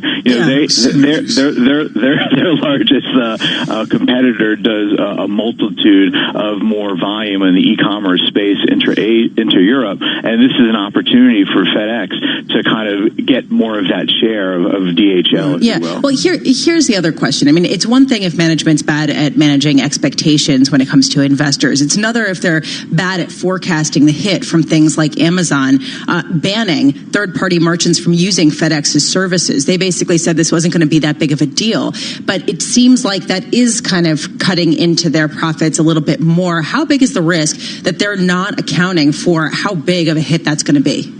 Well, the thing that happened in Amazon is going to impact the next quarter, not the quarter that just passed, and that's probably going to be like tens of millions of dollars from a top-line perspective, so not much. The Amazon stuff that they called out was the stuff that they walked away from previously. It was about $600 million in business, I believe.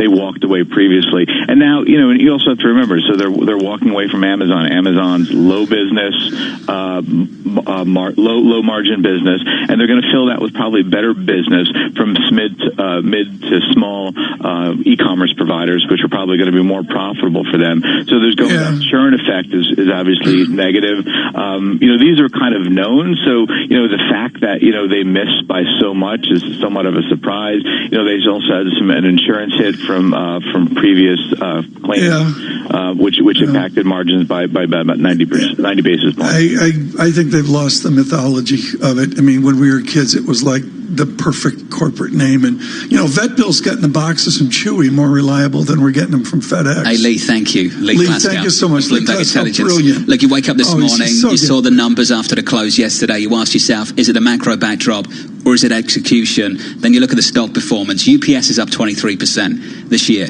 Yeah. The S&P 500 is up 27% this year. With the move we're seeing this morning, FedEx is down for 2019.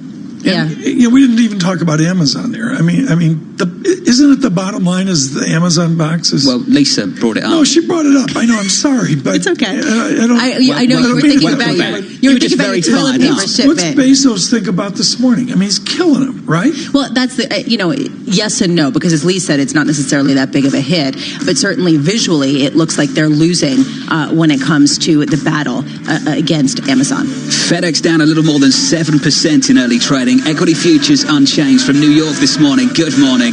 You are listening to Bloomberg Surveillance Live on Bloomberg Radio.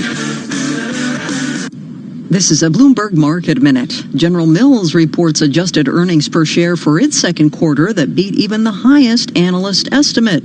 Net sales fell just short of analyst projections. Stock futures are a little change to higher this morning. Dow futures up 16 points. Crude oil at $60.48 a barrel. Wall Street saw slight gains yesterday, but we are at new record highs. FedEx could be in for a rough ride today after the package hauler cut its profit forecast for the second quarter in a row.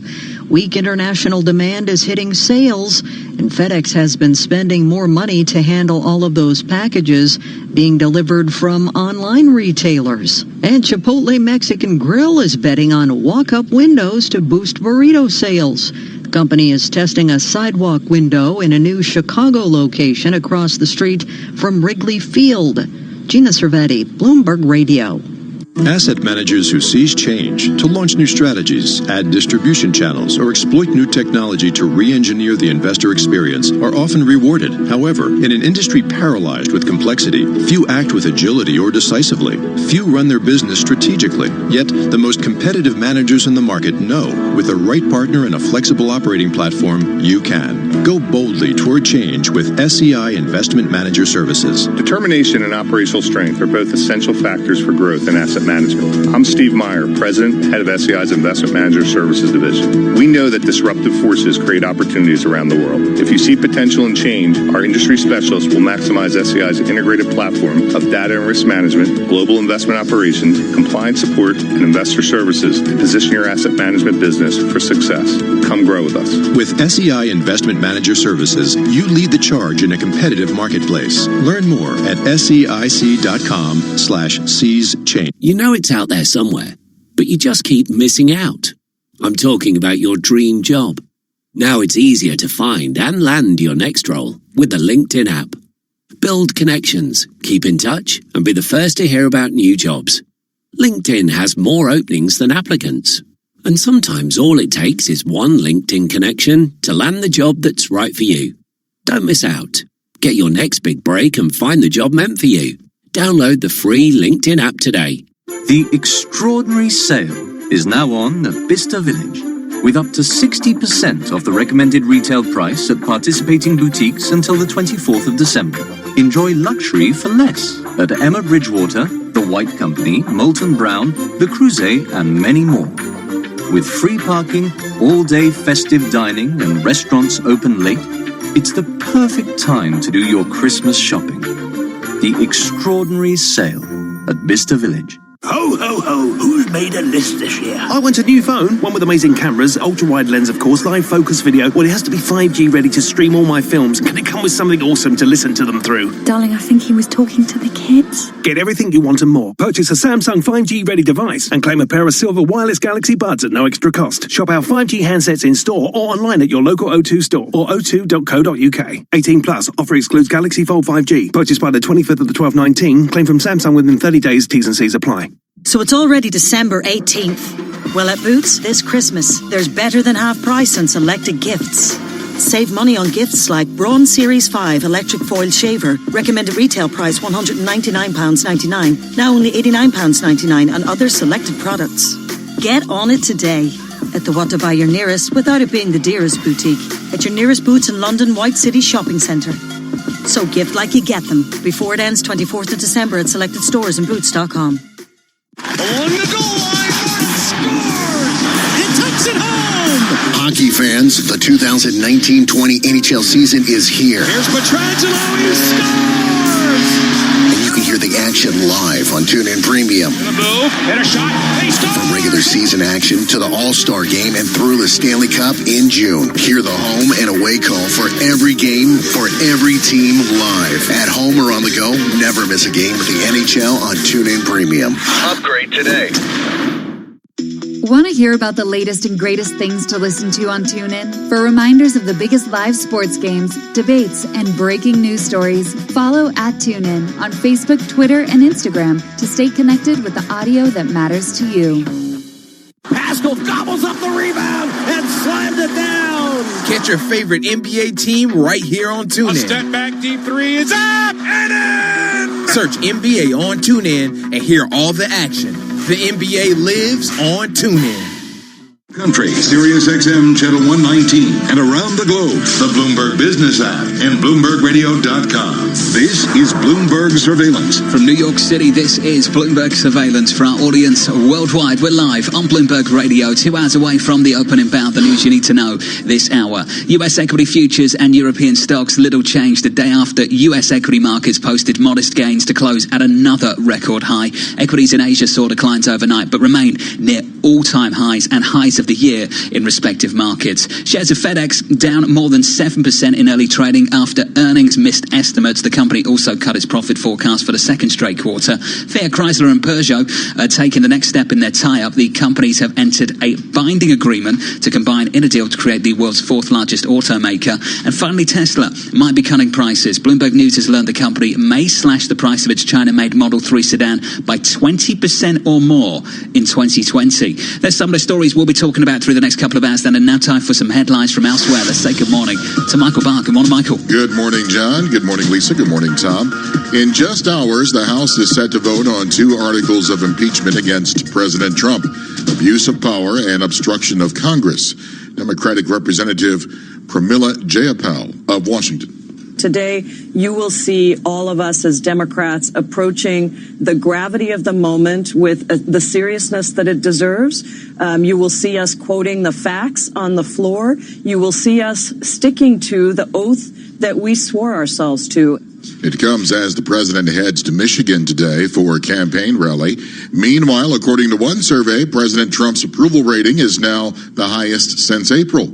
According to a Gallup poll, it rose from 43 to 45%. His disapproval rating fell from 54 to 51%. The poll was conducted between December 2nd through the 15th. Congress is moving ahead with legislation that would raise the age to buy tobacco and vaping products from 18 to 21. Global news 24 hours a day, on air and on Quick Take by Bloomberg, powered by more than 2,700 journalists and analysts in more than 120 countries. I'm Michael Barr. This is Bloomberg, John. Michael Barr, thank you, sir. It's time now for the Bloomberg NBC Sports Report. Here is John Stashower. Jonathan, not much was known about Mike Miller when the Knicks made him the interim head coach following the firing of David Fizdale. The feeling probably still is that the Knicks will seek a big name to take over, but in a small sample size, the Knicks have improved greatly under Miller. 3 wins the last 4 games. They blew out Atlanta at the Garden 143 to 120. It's the most points the Knicks have scored in the regular season in 39 years. Miller asked about bright spots. It's difficult because there are a lot of positives. I'm really, really happy, for our team and the way they played and the way they're coming together with each day. It's they're doing a great job. Rookie R.J. Barrett, 27 points. Mitchell Robinson at 22, both are career highs. Trae Young scored 42 for Atlanta. Nets in New Orleans blew a late lead, still won in overtime, 108-101. It's the Pelicans' 13th straight loss. The Coliseum, Islanders had a 3-1 lead. Nashville scored the next 7. Worst loss of the year for the Isles, falling 8-3. College hoops doubleheader in Brooklyn. Princeton topped Iona in overtime. Florida blew out Providence by 32. Evan Ingram will miss the Giants' last 2 games. Jets safety Jamal Adams named to play in the Pro Bowl. With the Bloomberg NBC Sports Update, I'm John Stashower. Jonathan? John Stashower, thank you, sir. John there with the sports. You've had the news. Here's your price action this Wednesday morning. Equity futures grind higher after closing at all-time highs once again, up a single point on the S&P 500. That's the story of the moment. In the bond market, we shape up as follows for Treasuries. Yields coming in a single basis point at the front end, almost to 163 on a 10-year, totally unchanged at 188. And in foreign exchange, sterling is where your underperformance is once again. Cable coming in 1/3%. This is Bloomberg. From our world headquarters in New York, Bloomberg Surveillance, thank you for being with us this morning. The Bloomberg NJIT STEM Report brought to you by New Jersey Institute of Technology, designated an Innovation and Economic Prosperity University for its economic engagement. More at njit.edu. Here's Nathan Hager. Tom, Jonathan, Lisa, good morning. Here's what's making news in science, technology, engineering, and math. Facebook and Google are getting a warning from the UK about their digital advertising dominance. Britain's antitrust regulator, the Competition and Markets Authority, says there's a strong argument to be made for a new regulator to come in and police online platforms. The UK's interim report on this mirrors moves by France and Germany to put online advertising under greater oversight. European Union antitrust chief Margrethe Vestager has also signaled a harder line beyond fines. Europe, meantime, is heading into the final frontier. It's characterizing exoplanets satellite, or CHEOPS, blasted off from South America this morning.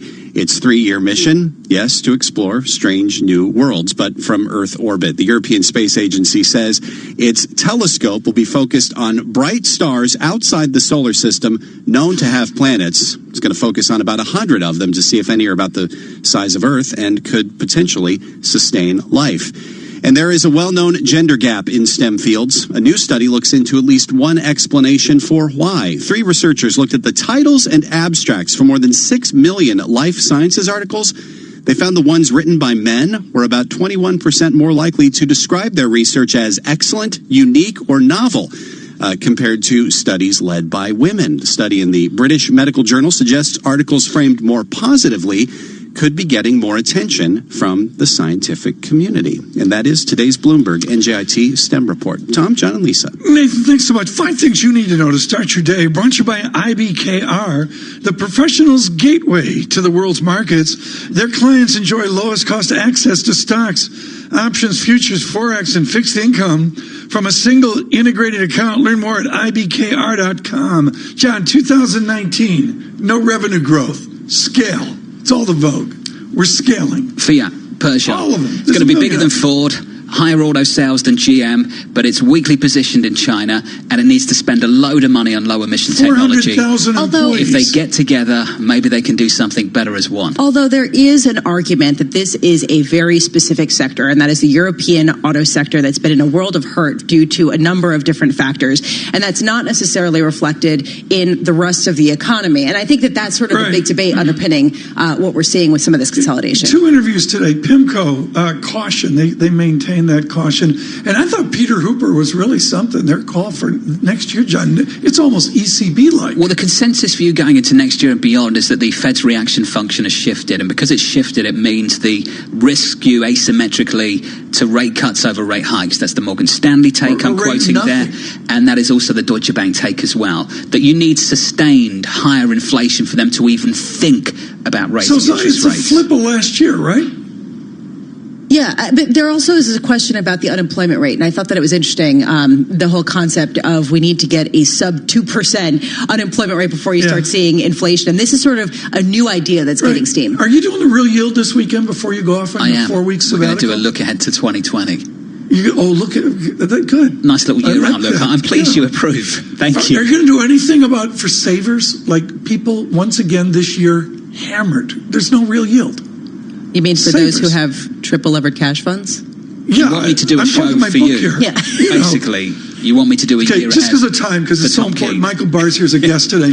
Let's get to FedEx. I'm sorry, Lisa, you nailed it. I mean, it's just about Amazon, right? Can we just all admit that? People say that it's not, that this is actually a small part of their business. But you have to wonder, right, you don't buy it, and neither do a lot of other people, and especially because even FedEx had to concede that it was a bigger problem than perhaps they had previously thought.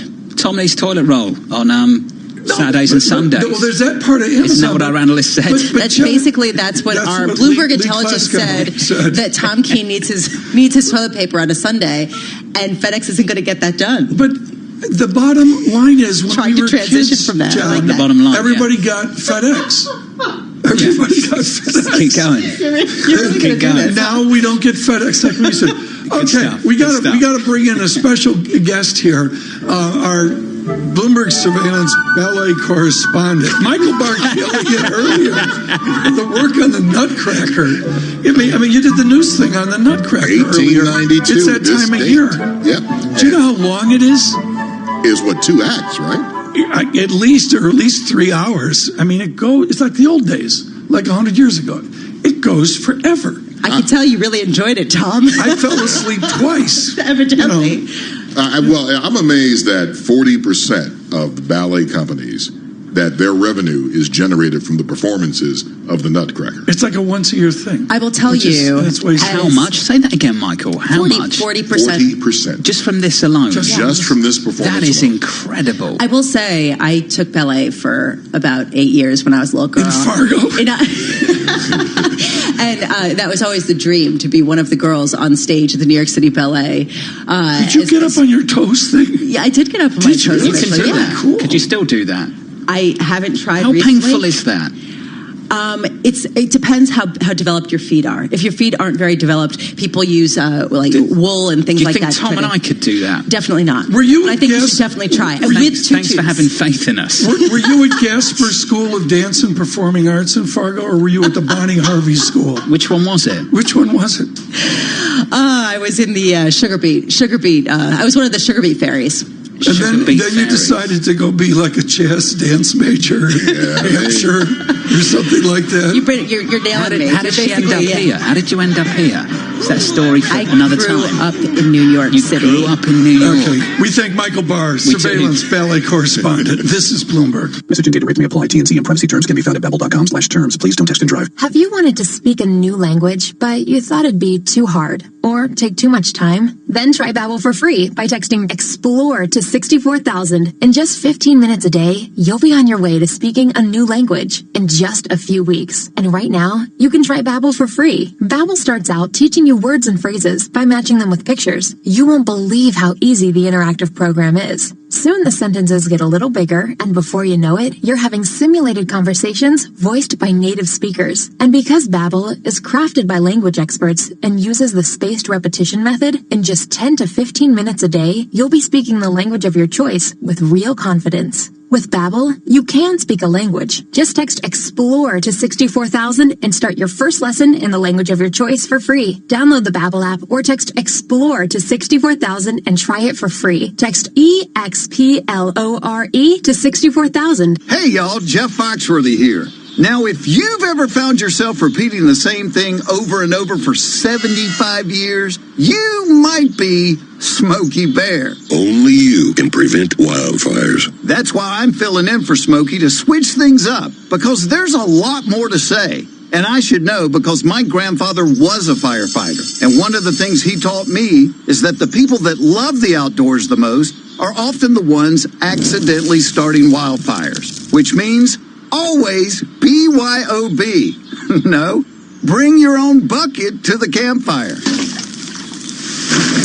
And be extra careful with things like burning yard trimmings. Don't just walk away, or chances are you might be starting a wildfire. So for the love of the outdoors, go to SmokeyBear.com to learn more about wildfire prevention. Brought to you by the U.S. Forest Service, your state forester, and the... 'Tis the season to be hunched over your laptop. Not on our watch. In real life, you can feel your senses and your baskets. Feel all the sights, sounds, lols, and OMGs. Wear laughing emojis on actual smiley faces. Battery is running low. Take the kids to Santa's Grotto. In real life, you can find just the right present using the most advanced search engine in the world. Your eyes. We can't in real life. Brent Cross, London. Free parking for all sleighs and cars. I used to be a bit of a rubbish sleeper. I'd toss and turn all night. And somehow I could never find the comfy bit of the mattress. It was a proper nightmare. That's what brought me here. Testing mattresses in the Which Test Lab. We use a custom-made barrel rolling machine to simulate a decade's worth of use. And the mattresses that perform best are the only ones we recommend for your bedroom. Which tests harder so you can buy smarter. Visit which.co.uk.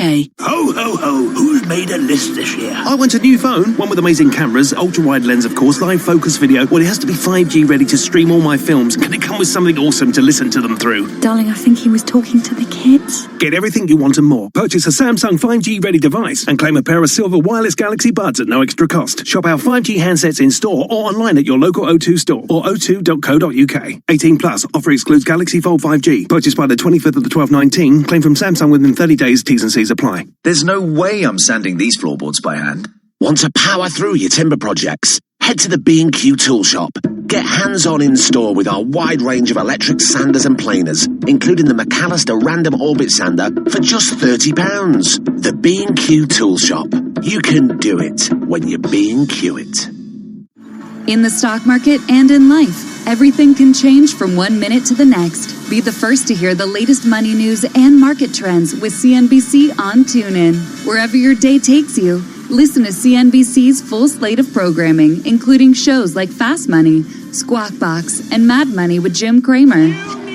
And when the next big business story breaks, CNBC lets you know with live updates and commentary. At the office, at home, or on the go. Search CNBC on TuneIn to listen. News 24 hours a day, on air and at TikTok on Twitter. Powered by more than 2,700 journalists and analysts in over 120 countries. This is Bloomberg Radio. Now, a global news update.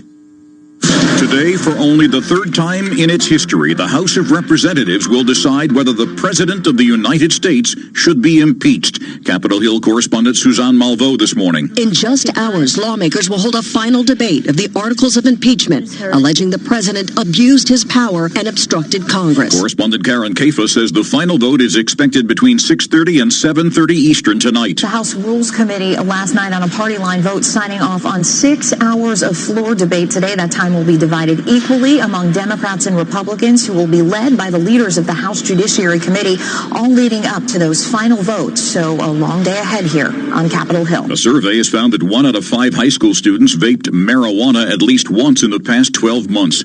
The nation has a new centimillionaire this morning. A Giant Eagle supermarket in the Cleveland suburb of Mentor sold a $372 million Mega Millions ticket. I'm Christopher Cruz. Why all the top-tier experts? Because business is not a magic trick. Give us a sense of the economic backdrop. Bloomberg Markets. Which financial records are these? Weekday mornings at 10 Eastern on Bloomberg Radio. Bloomberg, the world is listening. Markets, headlines, and breaking news 24 hours a day at Bloomberg.com, the Bloomberg Business app, and on Quick Take by Bloomberg. This is a Bloomberg Business Flash. And I'm Karen Moscow. U.S. stock index futures and European shares are drifting as investors digest a flurry of corporate news amid a lull in trade war headlines. The pound is weakening. We check the markets every 15 minutes throughout the trading day on Bloomberg. S&P futures, they're up about 2 points. Dow futures up 20. NASDAQ futures up 6. The DAX in Germany, it's down about 0.3%. 10-year Treasury, little change. Yield 1.88%. Yield on the 2-year, 1.62%. NYMEX crude oil is down 0.5% or 29 cents at $60.65 a barrel. COMEX gold, little changed at $14.8030 an ounce. The euro, 1.1124 against the dollar. British pound, 1.3094, and the yen at 109.55. We continue to watch shares of FedEx. They're down 7.5% this morning after it cut its profit forecast for the second straight quarter. General Mills reported second quarter profit that beat the highest estimate of analysts we surveyed. Those shares up 2.5% this morning. And Zafgen and Condrial Therapeutics to enter into a definitive merger agreement under which Condrial will become a wholly owned subsidiary of Zafgen. Zafgen shares are up 5% this morning. And that's a Bloomberg Business Flash. Tom, John, and Lisa. Karen, thanks so much. As John mentioned, the grind to equities up 1, now they're up 2. That's sort of the feeling for the morning. I want to get this out of the way with George Friedman. Geopolitical futures, always wonderful and can handle many defense and international relations themes, because I know Lisa and John want to go other ways. The images this morning, George Friedman, out of China are stunning. Protests in Hong Kong, and President Xi landing in Macau for their 20th anniversary like it was out of a perfect performance of order and stability. I mean, I'm sure he's sending a message. What message does President Xi in Macau want to send 41 miles away to Hong Kong? Well, I think the message that he's sending is to the world, which is that everything is fine and look at this wonderful city of Macau. And please forget about Hong Kong. That's not going to work, of course, but he's doing it because he's very, very nervous on how the world is going to take the ongoing crisis in Hong Kong and what it says about his leadership. George, there is the feeling that at least the tension between the U.S. and China has been put on pause. First, do you agree? Do you think that that's an accurate feeling, or do you think that tensions are ratcheting up just in other places than the December 15th tariffs? Well, I mean, the tariff issue is a very important one, but it's not settled. For one thing, we don't know that the Chinese will actually carry out what they've promised. We're asking them to open their markets to American goods. The Chinese economy is shaky at best. They're trying to build their own domestic demand, and their willingness to let the Americans access to their market, well, they've not done it in much better times. I don't know that they're actually going to do what they said. So going forward, let's say we are going to have the China-U.S. trade dispute ongoing as they try to hammer out some of these details. But there is some concern that the trade front is going to turn to Europe with Robert Lighthizer focusing a little bit more on what he views as unfair trade agreements between the U.S. and European nations. How big of a risk do you think that is at this point that perhaps is underappreciated? Well, I would say it's a rectification of the international system. I mean, the political structure has to sometimes reshape the economic system because it's going out of balance. And so I don't see this as a risk. I see this as a natural process that always goes on.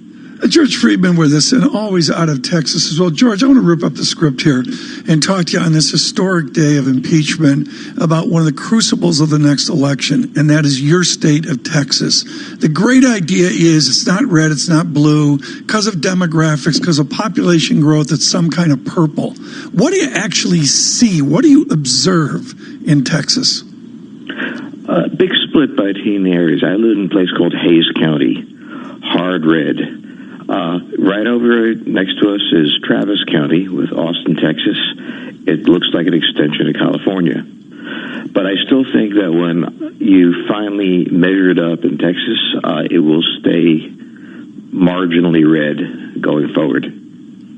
It's absolutely fascinating. And again, with the tone of impeachment, do you just continue to see the polarization into 2020?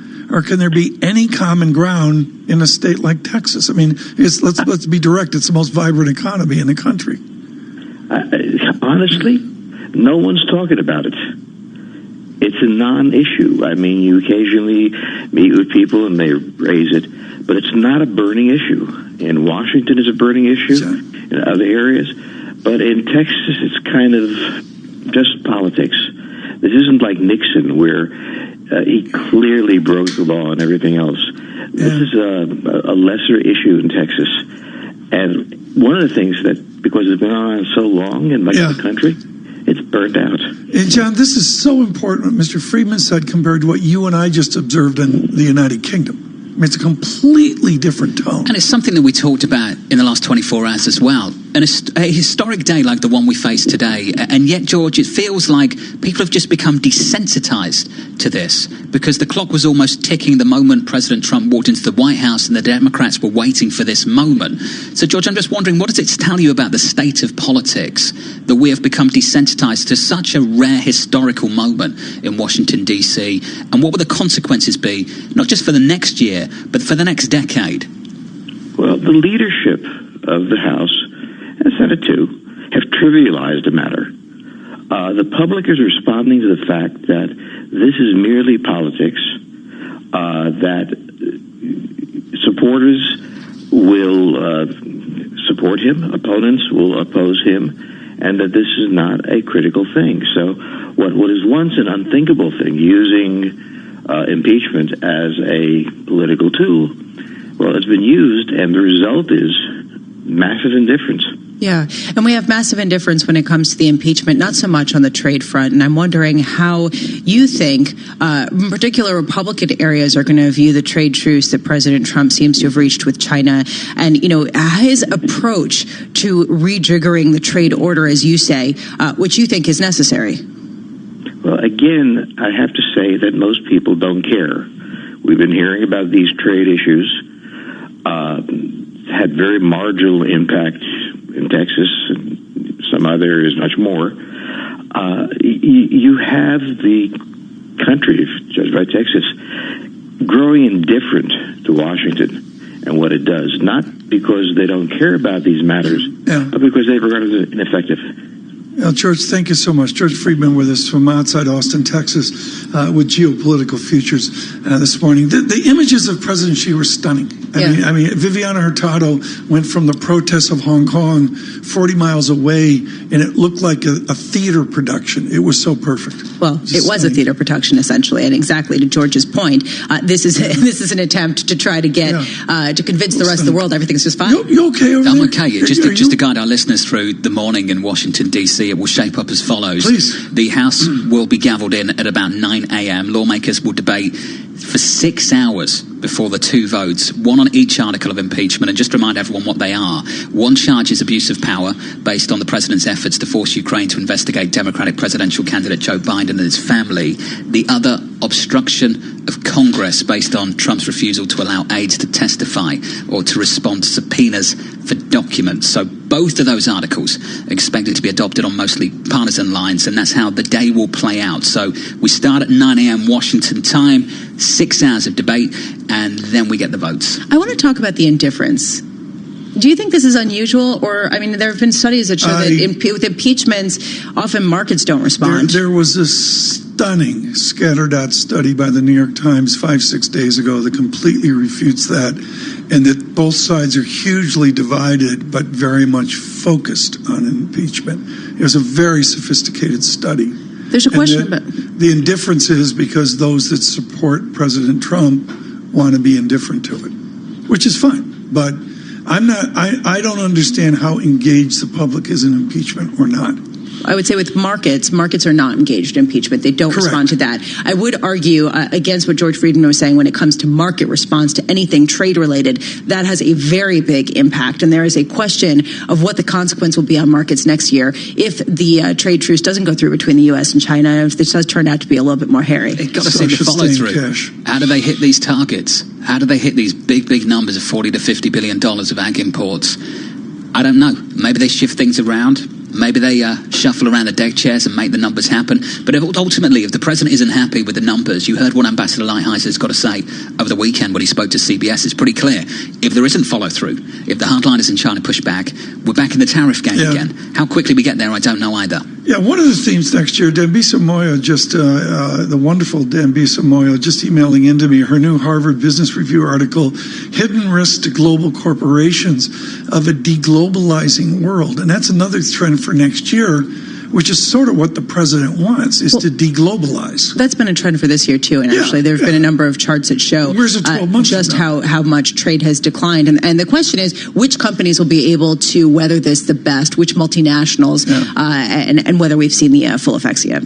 I go back to Fiat Peugeot. Is that how you pronounce it? Peugeot? It's good enough. Fiat Citroën. I always wanted a Citroën. Call it PSA. Citroen were the coolest Why did you want cars. one? What did you want? They were what Bond had. They were the coolest, the wheel. Honda's got a car that pays homage to the Citroen. Yeah. So cool. They made a guy repaired them over in New Jersey. You didn't want an Aston Martin or a Ferrari? No, I wanted a Citroen. The guy one with like bullets that kind of shot out of the rear view mirror. Yeah. The guy over in New Jersey. That was an Aston Martin, not a Citroen. A Citroen. A Citroen. You smoke a Citroen while you Citroen. Okay. You know it's out there somewhere, but you just keep missing out. I'm talking about your dream job. Now it's easier to find and land your next role with the LinkedIn app. Build connections, keep in touch, and be the first to hear about new jobs. LinkedIn has more openings than applicants. And sometimes all it takes is one LinkedIn connection to land the job that's right for you. Don't miss out. Get your next big break and find the job meant for you.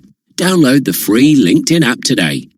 Christmas. A time for celebrating, unwrapping, and unwinding. Capture every moment with an epic iPhone 6S with a 12-megapixel camera. Now only $12.99 a month from Tesco Mobile, saving you £72. It's just one of the ways we're celebrating 100 years of great value. Go in store or search Tesco Mobile. Tesco Mobile. Every little helps. Saving £2 per month over 36 months was £14.99. 36-month credit and rolling monthly usage agreements required. Subject to status. Terms apply. See tescomobile.com/terms. So it's already December 18th. Right now, get 3 for 2 on Christmas gifts, plus save an extra 20% on selected products. So work your way through that Christmas list and save money on selected products from brands like Number 7, Soap and Glory, and Sanctuary.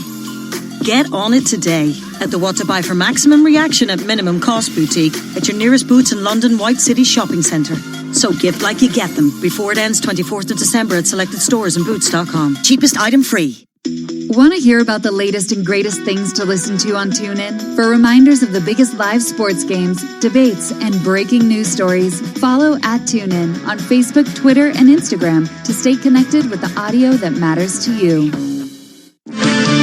This is Bloomberg Surveillance Economics. I think the U.S. is going in for a couple of years of very, very strong growth. The deficit by early in the next decade will start to become a real problem for the markets. Finance. The consumer is really strong right now. We don't realize how good times are now. Investment. The biggest problem that people have in investing in stocks is that they get out of the market. It's not supposed to be easy. Anyone who finds it easy is stupid. Bloomberg Surveillance with Tom Keene and Jonathan Farrow on Bloomberg Radio. Good morning, everyone. John Farrow and Tom Keene. Lisa Abramowitz with us as well. Getting to the end of the year, as John mentioned, a grind to the markets. Futures up 1, but nevertheless a bid to the market with a VIX 12.10. John, what do you see on the data screen? Not a whole lot this morning. The bond market unchanged, the equity market unchanged, and once again in foreign exchange, sterling underperforms. Like round trip to that moment at 10 p.m. where you erased the post-election gains. Yeah. Election night, 135 on cable. Where are we now? The pound against the US dollar. 131.57. Well off those levels. At 130.82. So there we are with Brexit. It's quieted down. Francine was saying there's not that much news on it today, although Mr. Corbyn really taking it from Labour participants. Hanging around, isn't he? Move on. Yeah, he's hanging around and he's taking some criticism for it too. Who's Starmer? Keir Starmer. Keir Starmer. Who is this the new Tony Blair? He was the shadow Brexit secretary, if you want to call him that. He was the guy coming up with Brexit policy for the Labour Party. Really well-spoken, really charismatic, really interesting guy. Blair-like.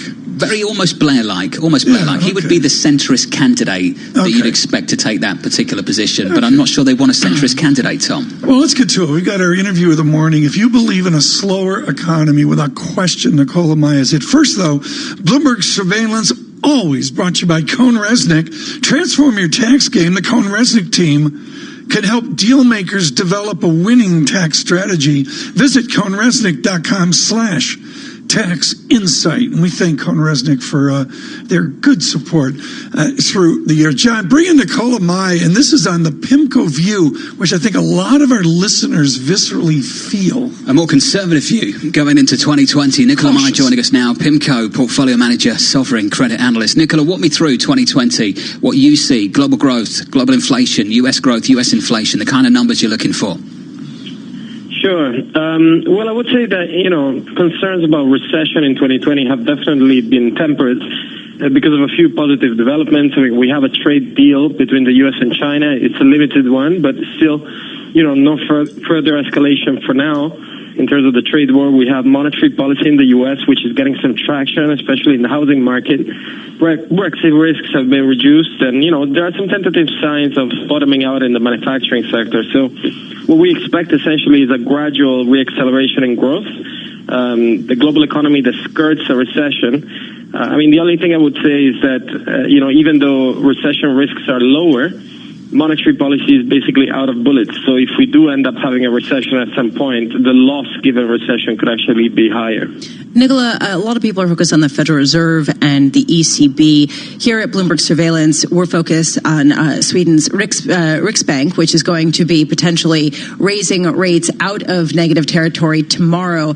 And they're doing it as a, quote, philosophical rate hike, as one person said, because they just don't think that negative yields are working. How closely are you watching that?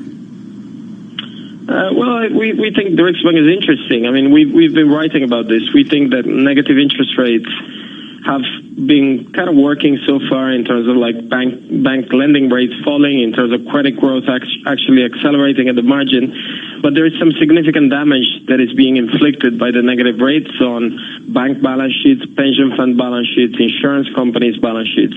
So we don't think negative rates have much further to run, and actually the longer they persist, the more damaging they might become. So in this context, I think the Riksbank is one of those institutions that is becoming, particularly worried about it. So I think the rate hike should be seen in that context. Yeah, and a lot of investors are eagerly watching this, and certainly banks are excited about this because negative rates have certainly hurt their bottom line. How closely is the ECB watching, though? In order to figure out what their exit strategy could potentially be? So I think if you look at the ECB rhetoric, I think it's become more conscious of the side effects of the negative interest rates. If you think about the tiering, the introduction of tiering, it's a reflection of that as well. I think in terms of actually getting out of negative rate policy, I think it's going to be really hard for the ECB for now, because if the ECB were to start to hike rates back to zero, I think the implications in terms of the currency could be significant, and in turn that would have implications for inflation and growth. So at the moment, I think they will be steady at this level. If they have to do more easing, our sense is that they'll focus more on quantitative easing, liquidity operations and forward guidance rather than bringing the rate further into negative territory. Nicola, the ECB has lost a lot of experience in the last 12 months, lost the chief economist Peter Prate, lost the ECB president Mario Draghi, and is about to lose Benoit Cœuré of the ECB executive board as well. He had a farewell speech in the last 24 hours, and the following quote is something that he delivered and everyone's jumping on. It was time to dismantle the absurd idea of an omnipotent central bank that can mechanically steer inflation.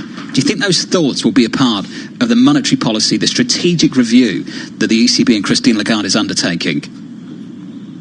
Yeah, it's definitely going to be an interesting review. I think monetary, I think the ECB and several monetary policy makers are realizing that it's actually very hard to lift inflation because of secular forces like globalization and technology keeping inflation low. But if I were to guess, I think the review, what they might do is actually change the target a little bit from below but close to 2% to something a bit more symmetric, maybe just call it 2%. I think if they were to actually give up on the inflation mandate or on the 2%, that would be quite damaging potentially, especially given how high debt levels are. So if you give up on inflation, you are probably going to create quite a bit of trouble. Bank of America Merrill Lynch did a recent credit survey of investors in Europe, and one theme was a sort of barbell approach that people seem to be taking, where they go into high yield and AT1 bonds, but then also going long cash. And one of the big fears has been that inflation risks are underappreciated in markets. Do you feel like that consensus view heading into next year is accurate and coheres with where PIMCO's at? To be honest, I'm not too worried about inflation. As I mentioned, I think, there are these secular forces that are keeping inflation low. Phillips curves continue to look pretty flat, and in the current kind of fairly weak growth environment, I don't really see corporate pricing becoming aggressive, and I don't see significant increases in inflation. I mean, over the long run, there could be forces that lead inflation higher, including protectionism, and that could limit supply and eventually raise inflation. But I think these are longer-term phenomena. Nicola, thank you so much. Nicola Meyer with us with PIMCO as well. This is an historic moment breaking for New York and the small business of life insurance. This is 51 Madison Avenue, New York Life, which has really staked out the mutual insurance tradition, and they will acquire Cigna's life and disability. This is, of course, Cigna with that, and they're really getting into health up in Bloomfield, Connecticut. And Lisa, they I don't think with any surprise off Express Scripts jettison life and disability over to New York Life. It's a $6 billion plus transaction. It's interesting because it actually relates to what we're talking about with Nicola Mai, the low rate environment. A lot of the consolidation in the insurance space that we've seen stems from the fact that you cannot get the kind of returns that you previously could in order to fund those liabilities over the long term. And also the cost under group and individual policies of acquiring new businesses become a whole new world. And what's so important here to what Nicole is saying as well, I don't see any mood that this goes away. And a la fiat today, it's all about scale. Yeah, just do what you do and scale up. To talk about scale, one of the biggest businesses sort of under the radar over the past few years has been insurance companies that have been buying the management assignment of pensions to try to better manage that and basically economies of scale within their own businesses because of how low the yields and the returns have been and how unpredictable that is. So people are expecting more consolidation. All roads this morning lead to Tom's cash holdings, don't they? Seems to be the story of the morning so far. Every morning, all roads. Tom's position in cash. All roads lead to Tom's position and how in he cash. should rotate out of it in a low yield world. I'm about ready to get in. I mean, I really haven't pulled the trigger yet. Well, when you say that on this show, a lot of people are going to run the other way. Yeah. Well, and actually, there's a story right now out by Lou Wang of Bloomberg News that the velocity of the rally in the S&P 500 is starting to get historic. Because people have the fear of missing out. So, Tom, are you jumping in? No, I'm not. Joining us now, surveillance ballet correspondent Michael Barr. Michael, over the Lincoln Center for the Performing Arts. I mean, this is a big deal. It's not only every day into Christmas, but there's multiple nutcrackers going on. I have to admit, now, I have never seen a ballet, including the Nutcracker. But you're here every day. I'm here every day, so... Have you ever danced in it? Unless it was on Soul Train. No, I did not dance. Thank you. That's our Bloomberg. Where is this morning going? Our Bloomberg ballet correspondent on the Nutcracker. Is that what Michael is now? He is, yes. Okay. Futures up 1. I'm trying to get them up 2, but we don't have it. We have a grind higher, seriously. This is Bloomberg. And now for the news in New York City, here is Michael Barr. John, Tom, Lisa, thank you very much. Just hours, the House is set to vote on 2 articles of impeachment against President Trump, abuse of power and obstruction of Congress. President Trump wrote on Twitter last night that he is not concerned about today's impeachment vote in the House. The president claimed he received good marks for his fiery 6-page letter to House Speaker Nancy Pelosi and attacked her, saying, quote, "She is the worst." Today, the president will head to a rally in Michigan. About 1 out of 5 high school students in the U.S. say they vaped marijuana in the past year, and its popularity has been booming faster than nicotine vaping. That's according to a report released today by the National Institute on Drug Abuse. Global news, 24 hours a day, on air and on Quick Take by Bloomberg, powered by more than 2,700 journalists and analysts in more than 120 countries. I'm Michael Barr. This is Bloomberg, John. Michael Barr, thank you, sir. Thank you very much indeed. Equity futures up a single point on the S&P 500. This is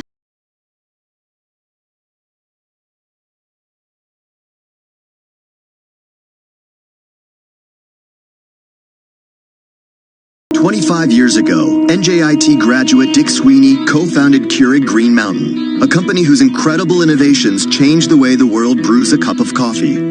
Today, he lectures widely on business leadership and is a strong advocate for NJIT's work to combine business education with the power of STEM. NJIT is definitely fostering the innovative thinking for budding entrepreneurs simply because that's the world we live in. NJIT is producing students that have been trained, educated, and given the business acumen to be a contributor to a company. The distinct mission is to develop great STEM scholars. The attributes I've always looked for in team members are heart, smarts, guts, and luck. So we want people with passion, intelligence, courage, and never discount luck. The student coming out of NJIT has experienced all of that. NJIT, New Jersey Institute of Technology. Learn more at njit.edu. Asset managers who seize change to launch new strategies, add distribution channels, or exploit new technology to re-engineer the investor experience are often rewarded. However, in an industry paralyzed with complexity, few act with agility or decisively. Few run their businesses strategically. Yet the most competitive managers in the market know with the right partner and a flexible operating system, you can. Go boldly toward change with SEI Investment Manager Services. Determination and operational strength are both essential factors for growth in asset management. I'm Steve Meyer, President and Head of SEI's Investment Manager Services Division. We know that disruptive forces create opportunities around the world. If you see potential in change, our industry specialists will maximize SEI's integrated platform of data and risk management, global investment operations, compliance support, and investor services to position your asset management business for success. Come grow with us. With SEI Investment Manager Services, you lead the charge in a competitive marketplace. Learn more at seic.com/seize change. Christmas. A time for celebrating, unwrapping, and unwinding. Capture every moment with an epic iPhone 6S with a 12-megapixel camera. Now only $12.99 a month from Tesco Mobile, saving you £72. It's just one of the ways we're celebrating 100 years of great value. Go in store or search Tesco Mobile. Tesco Mobile. Every little helps. Saving £2 per month over 36 months was £14.99. 36-month credit and rolling monthly usage agreements required. Subject to status. Terms apply. See tescomobile.com/terms. How's work? If you're not loving your job and you're getting those Sunday blues, now's the time to make a change. With a LinkedIn app, it's now easier to find and land the job meant for you. There are millions of jobs on offer, and the LinkedIn app helps you hear about them first. Research shows applying within the first 10 minutes increases your chances of hearing back by up to 4 times. Stay in the know and grow your career. Download the free LinkedIn app today. We've got something to tell you about the Honda Jazz. We know it looks small, but inside, it's really big. That's why we've created the small but big Jazz event, where you can get 0% APR representative and 5 years complimentary servicing on all grades until the 31st of January. The Honda Jazz, the small car with the big offer. Visit your local dealer to find out more. Honda dealers are credit brokers, not lenders. Finance provided by Honda Finance Europe, authorized and regulated by the Financial Conduct Authority. Terms and conditions apply. Owning your own business doesn't automatically make you an accounting expert. So it's good to know that when you choose to manage your money with Sage, you don't just get great business management at your fingertips. You get great local support too. Anytime, anywhere. Simple solutions from Sage. Trusted by over 1 million British businesses to manage finances, operations, and people. Find out more at sage.com/automate. From Bloomberg Television, here's Sherry Ann. Robots have replaced thousands of routine jobs on Wall Street. Now they're coming for higher-ups. That's the contention of Marcos Lopez de Prado, a Cornell University professor and the former head of machine learning at AQR Capital. We have seen the changes because of machine learning in finance, but how much faster could these changes occur, and what's driving this wave of change? Well, what is driving is data. Today we have data sets that were not available 2-3 years ago, and the only way to model these data sets is utilizing these complex techniques. When it comes to that congressional hearing that we had recently, of course, the lawmakers were very concerned about bias, whether it's racial bias and so forth in these artificial intelligence mechanisms. Is that easy to fix? Not easy to fix, but definitely it is easier to identify bias in an algorithm than in a human. A human will make a few hundred of decisions in a year, and to identify whether a human is biased is very difficult. However, we can conduct millions of randomized control experiments on an algorithm to identify whether there is bias. And when there is bias, we can correct it. And an algorithm that was biased before this correction will not be biased afterwards. I'm much more concerned with bias in human decisions. Hear more interviews like this one on Bloomberg Television, streaming live on Bloomberg.com and on the Bloomberg mobile app, or check your local cable listings. Markets, headlines, and breaking news 24 hours a day at Bloomberg.com, the Bloomberg Business app, and on Quick Take by Bloomberg. This is a Bloomberg Business Flash. And I'm Karen Moscow. Futures are a little change to higher this morning. Let's go to the first word breaking news desk for today's morning call. Here's Bill Maloney. Bill, good morning. Hey, good morning, Karen. U.S. futures remain quiet since the last time we spoke, with Dow futures up 20 points, S&P's gained 2, and Nasdaq futures rise by 7. The U.S. 10 yield at 1.89%, gold is down 3, and Japan fell 0.6% overnight, while European markets are trading mixed right now. After the bell last night, FedEx cut its full-year forecast for the second quarter in a row. Shares are down 8% in the pre-market, and the FTC moved to block Illumina and Pacific Biosciences' $1.2 billion merger. Regarding earnings this morning, General Mills EPS beat the highest estimates. And in deal news, New York Life agrees to buy Cigna's life and disability unit for $6.3 billion. In other news, people familiar said that Tesla may cut the price of its China-built Model 3 by 20% or more next year. And wrapping things up, Halliburton was cut to market perform at BMO. Delta Airlines raised to buy at Deutsche Bank. Boston Properties cut to neutral at JP Morgan. And Eli Lilly raised to overweight over at Morgan Stanley. Live from the first breaking news desk, I'm Bill Maloney. Karen? Bill, thank you. To hear live breaking news over your Bloomberg, type squawk on your terminal, SQUAWK. And focused on fixed income, brought to you by PIMCO for investors who demand more than the markets deliver. All investments contain risk and may lose value. Consult your investment professional before investing. 10-year Treasury down 2/32, yield 1.88%. The yield on the 2-year 1.63%, and the 30-year yield at 2.31%. And that's a Bloomberg Business Flash. Tom, John, and Lisa. Karen, thanks so much. As you know, we've got wonderful studios here. We kid about it, but we thank Al and everybody for Bloomberg Radio, Anthony, who've given us this palace studio. And one of them is we got a wall of TV screens here. And I can tell all of you worldwide and domestically that it is extraordinary to see the political and culture wars of America played out on the screens this morning. Kevin Cirilli has lived this for X number of years and joins us from the Capitol on this most historic day. Kevin, one of the great insights I've seen in all my reading on this day of impeachment is that the president is speaking to his base. Can he get outside of his base, or is he locked in within them? Well, that's a great point. I mean, look, the president will head to Battle Creek, Michigan later this evening. The rally is set to start virtually at the same time, Tom, as the House impeachment vote is going to be occurring in the 7 o'clock likely hour New York time. But in terms of whether or not he can get out of his base, Republicans and the folks at the re-election campaign, they point to polls in Michigan, Wisconsin, Pennsylvania, Ohio, where the president is leading or neck and neck with every Democratic candidate. I was riveted in 1970, over Nixon, and I have the clearest memory of Republicans to the rescue, including Senator Baker of Tennessee and Barbara B. Conable of Western New York, to assist President Nixon in this time of crisis. Is anyone coming to the president's rescue today? Well, you could make the case that it's Senate Majority Leader Mitch McConnell.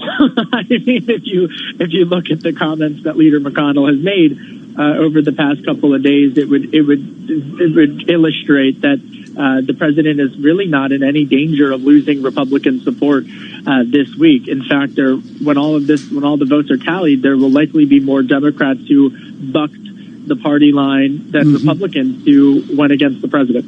So we were speaking with George Friedman earlier this morning of Geopolitical Futures. We were asking him about impeachment, and he said there's just complete indifference. And would you agree that that's an accurate assessment beyond sort of the bubble of the highly polarized and highly focused political operatives, whether on the Republican or Democratic side, that there is just general indifference? You know, I struggle. I want to be careful with my words. I think, look, the market is indifferent to impeachment. We've seen that. If you look at the polls in those battleground states that I noted, you know, those folks are worried about, in many ways, I guess, the same issues that the C-suite is worried about, but for very different reasons. they're worried about the economy and healthcare. And I think that you're seeing that play out in real time. I think, candidly, where institutional media has really gotten it wrong has been this expectation that impeachment would somehow move the polls in one way or another. And that just has not been the case. The impeachment issue has not driven polls. So to George's point, maybe indifference is the right word, but I think that there are just other issues also at play as well. Kevin, House Democrats have made the point this is about the Constitution, not the 2020 election. For market participants who are doing their best to drain the political bias from the conversation and focus on what 2020 looks like, here's the issue for many people, Kevin. Look at the president at the moment campaigning in swing states, and they see a Democratic Party at the moment drowning in the partisan politics of Washington, D.C., and campaigning in places like New Hampshire because they've got their own primary coming up, whilst the president is having a nationwide general election campaign. It's already started. And every network's going to carry that too. You can guarantee it. So I was thinking about that, Jonathan, literally right after I got off of air. When you're thinking of sort of how this is going to play out tonight, and when every American is turning on the news, they're going to see the House vote, but they're also going to hear from President Trump. That is a study in contrast from the other impeachment that I lived through but didn't cover, and that's the Bill Clinton impeachment. And he kept a low profile. Trump is not keeping a low profile. Kevin, speaking of live through, you've got to go to a football game this Sunday of two powerhouses, both 7-7. Is this like the worst championship football game ever? Is this like the loser bowl in Philadelphia? I was hesitant, Tom, about whether or not I was going to say this because it's such a historic day with impeachment, and then I'm going to the debate in LA. But I'm telling you, it's a loser bowl. Financial field. Oh no, it's not. What would Ed Rendell say? Ed Rendell would say, "Are you kidding me?" Go Bird. He'd say, hit him low, hit him low, hit him high, and watch our Eagles fly. I will be at Lincoln Financial Field on Sunday in full green garb. Oh, God, it's embarrassing. 7-7. Kevin Cirilli, go away. Does this mean we support the Cowboys? No, it doesn't mean. It's just it's like the worst division in football. The Redskins 2 weeks ago had a chance. Let Kevin finish. Go on, Kevin. Jonathan, listen, you and I are buddies. We're friends. I look up to you, but you got to root for the Eagles. That's all I ask, okay? I'll have a think about it. Kevin Cirilli, that'll be a good moment as you try to get there on this most historic day. Thanks, Kevin. At the Capitol. Kevin Cirilli with truly years of coverage of President Trump before and during this administration. Futures up 2, Dow futures up 25. This is Bloomberg Surveillance. This is a Bloomberg Market Minute. New York Life is buying Cigna's life and disability unit for $6.3 billion. The deal is expected to close in next year's third quarter. Pet food and cereal are helping General Mills, which posted profit that topped analyst estimates in the latest quarter. Net sales fell a little short, but revenue from the relatively new Blue Buffalo pet food unit surged 16%. Burger King is offering free Impossible Whoppers to U.S. air travelers whose flights are delayed over the holidays. Starting today and through December 30th, air travelers at any airport in the U.S. can use the BK app to get a coupon for the Impossible Whopper. That's the one that is the fake meat version of the sandwich. Stock futures slightly higher with Wall Street at record highs after yesterday's small gains. Dow futures up 17, NASDAQ futures up 5, S&P futures up 1 point. Gina Cervetti, Bloomberg Radio. Imagine being denied an apartment because of your religion, or your race, or because you have children, or a disability. It's so wrong. Yes, but who has the power to stop this? You do. Each of us has the power. The law is on your side. It's illegal for landlords to discriminate because of race, color, religion, sex, national origin, disability, or familial status. If you suspect that you have experienced housing discrimination, file a complaint with HUD immediately so we can investigate it. Fair housing is your right. Use it. To learn more, visit HUD.gov/fairhousing. That's HUD.gov/fairhousing. Or call 1-800-669-9777. 1-800-669-9777. A public service message from HUD in partnership with the National Fair Housing Alliance. Why? 'Tis the season to be hunched over your laptop. Not on our watch. In real life, you can fill your senses and your baskets. Feel all the sights, sounds, lols, and OMGs. Wear laughing emojis on actual smiley faces. Battery is running low. Take the kids to Santa's grotto. In real life, you can find just the right present using the most advanced search engine in the world. Your eyes. We can't in real life. Brent Cross, London. Free parking for all sleighs and cars. You know it's out there somewhere, but you just keep missing out. I'm talking about your dream job. Now it's easier to find and land your next role with the LinkedIn app. Build connections, keep in touch, and be the first to hear about new jobs. LinkedIn has more openings than applicants. And sometimes all it takes is one LinkedIn connection to land the job that's right for you. Don't miss out. Get your next big break and find the job meant for you. Download the free LinkedIn app today. For the independent bookseller who found you that first edition. For the baker who brings the smell of freshly baked bread to your door. And for the barista who never needs to ask your name. We've all got a part to play. Every little tap keeps your high street alive. And helps your communities thrive. So if you love where you live, shop small. Shopping on your local high street can make a big difference. Shop small. Only by American Express.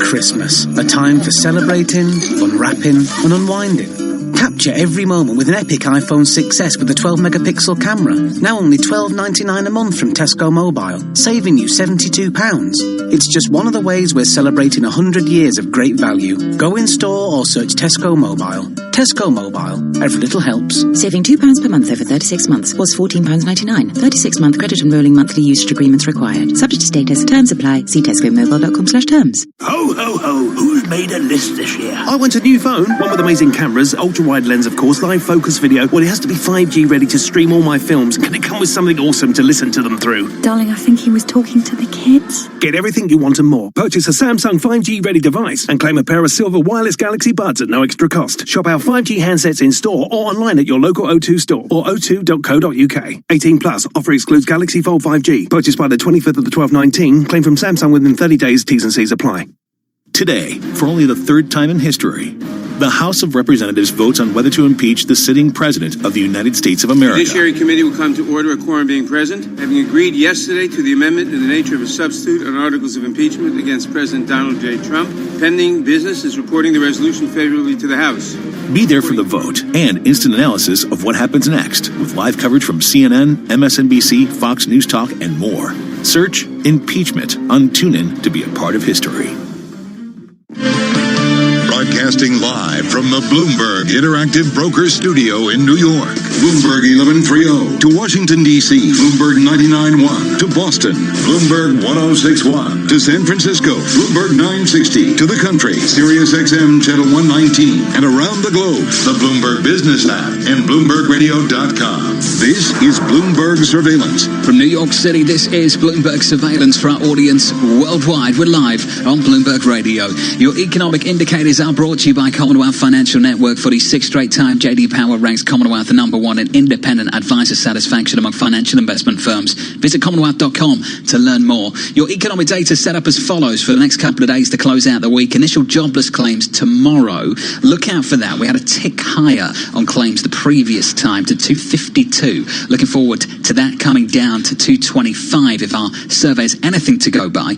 After that, through to Friday, massive data dump, including some inflation reads for the Federal Reserve and the GDP read for the third quarter. I think we get another read of that as well. So a big week coming up, a couple of days anyway, Tom, to close out the week. I look at the economic forecast. You've got that function memorized. I had to ECFC. Thank you. I didn't know it. I had to look it up. And we're still at 1.8, 1.7% GDP call for Q1 of next year. For the year, yeah. And not only, Zero Hedge at Capital Economics, Goldman Sachs, JP Morgan, and Peter Hooper at Deutsche Bank, they're Matt Luzzetti, they're all marking it down on the Boeing effect.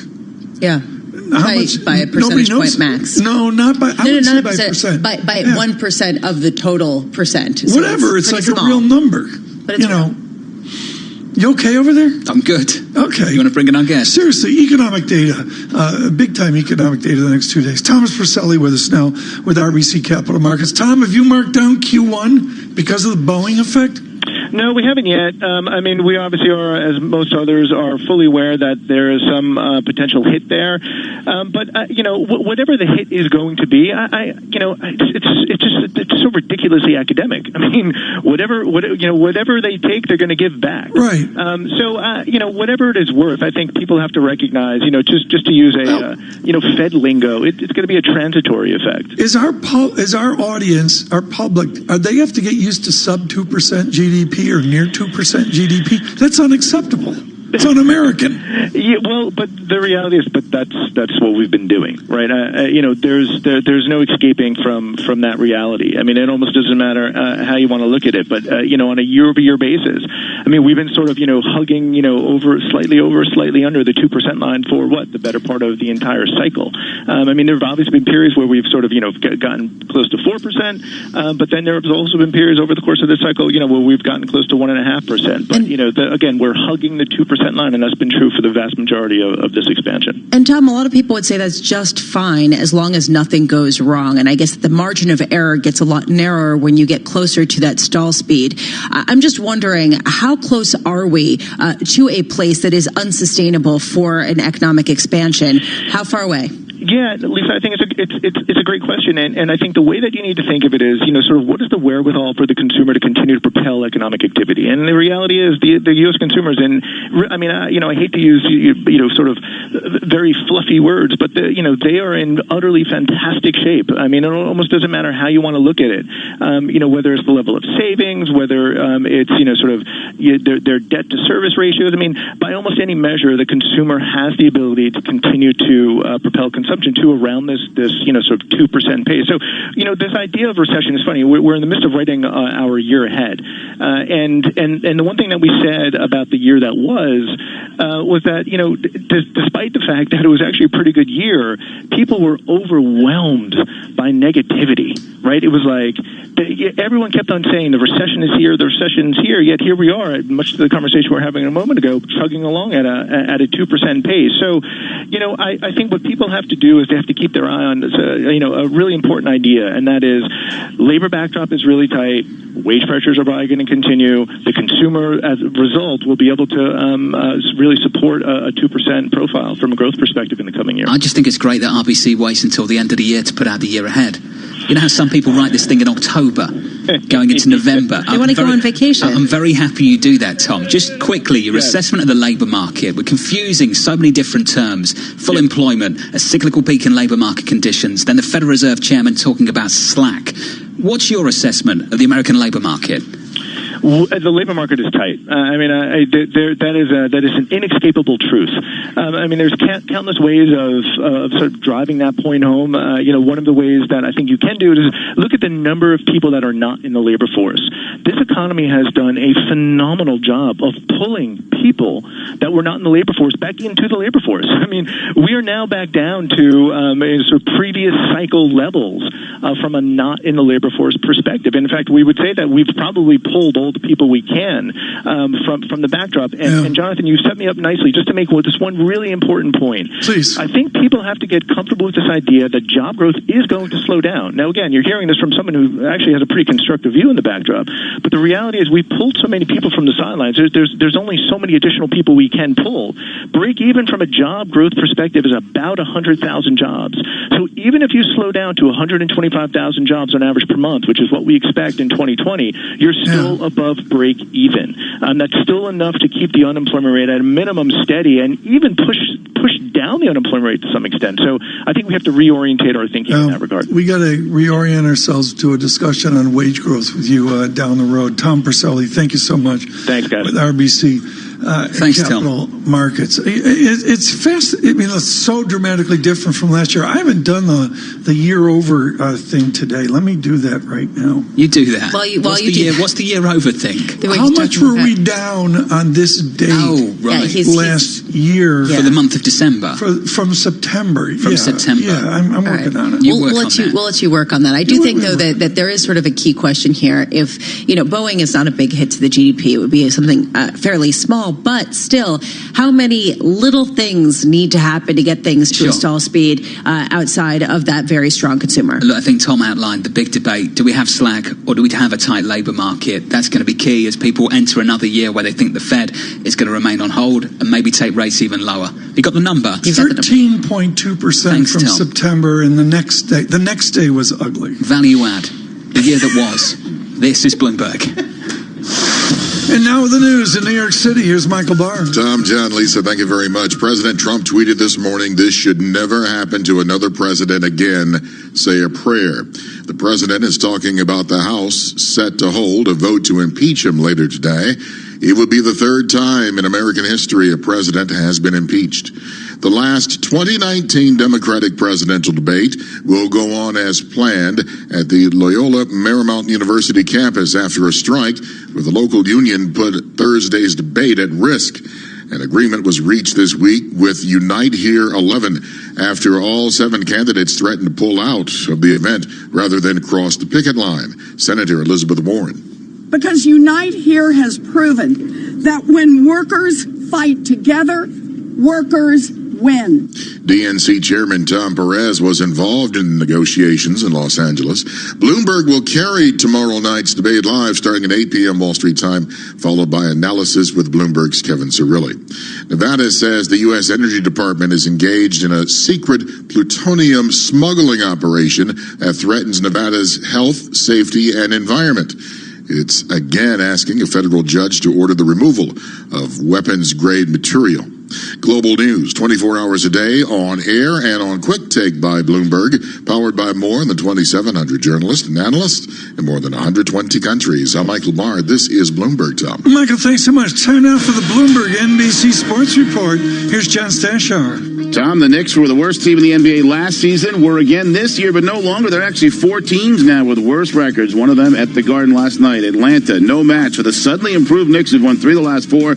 Knicks with a 41-point first quarter. They had a 21-0 run in the first half, led by 31 at one point. The final 143-120. Most points the Knicks have scored in a regular season game since 1980. R.J. Barrett, 27 points. Another team worse than the Knicks, the Pelicans. They lost their 13th game in a row. Nets needed overtime and pulled it out in New Orleans, 108-101. The Brooklyn coach is Kenny Atkinson. Wasn't exactly great flow to the game, but our defense, again, saved us. And collectively, great job on Ingram. Great job on Holiday. Getting their percentages down. I thought J.A. and DJ were monumental at the rim. When they did come to the rim, I thought we did a great job protecting it. Offensively, we made some plays at the end. Joe was big. Obviously, Spencer downhill. We really had to work for this one. Spencer didn't win. He led the Nets with 31 points. Joe Harris had 24. NBA announced former Commissioner David Stern remains in serious condition at Mount Sinai Hospital. He had surgery last week after a sudden brain hemorrhage. Islanders lost in regulation for only the 8th time. Far and away their worst defeat. Nashville won at the Coliseum 8-3. High hopes this season for Seton Hall, but the Pirates have lost 2 in a row. They have fallen out of the top 25, and their star player, Miles Powell, is in concussion protocol. Won't play tomorrow in a tough game against 7th-ranked Maryland. With the Bloomberg NBC Sports Update, I'm John Stashauer. Tom? John, thanks so much. As John Farrell predicted, futures rocket up 1, up 2, now up 3, 31.99. Rocket. On SPX futures. It's a benchmark. Blasting off. 3,200. Was that really my call? 12.01. We'd be up 3 points. And it would be on December 18th. It's higher. It's melt uppy. At 8:40 this in the morning. Is That's Bloomberg. Right. Exactly.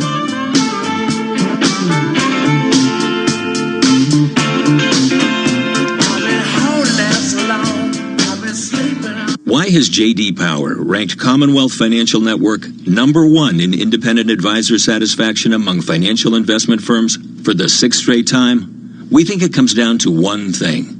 You.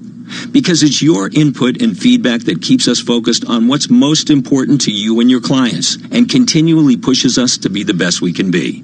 Maybe that's why we receive top marks in every category of the J.D. Power 2019 Advisor Satisfaction Survey. They named us number 1 in client support, number 1 in firm leadership, number 1 in operational support, number 1 in compensation, number 1 in professional development support, and number 1 in technology support. Ready to partner with the best? Call Commonwealth at 866-462-3638 or visit commonwealth.com and feel the power.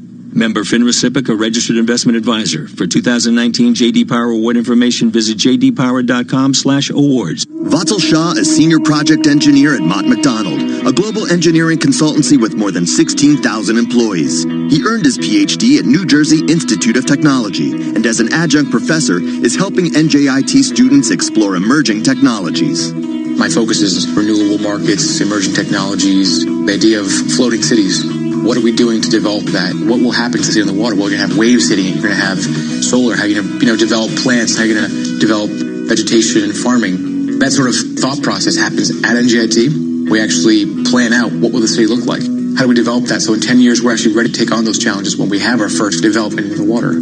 NJIT also has been doing a lot of work in self-healing materials, so taking the polymers and the new material that we have in our material sciences departments and putting them into things like concrete, things like steel, reinforcing our soil. NJIT, New Jersey Institute of Technology. Learn more at njit.edu.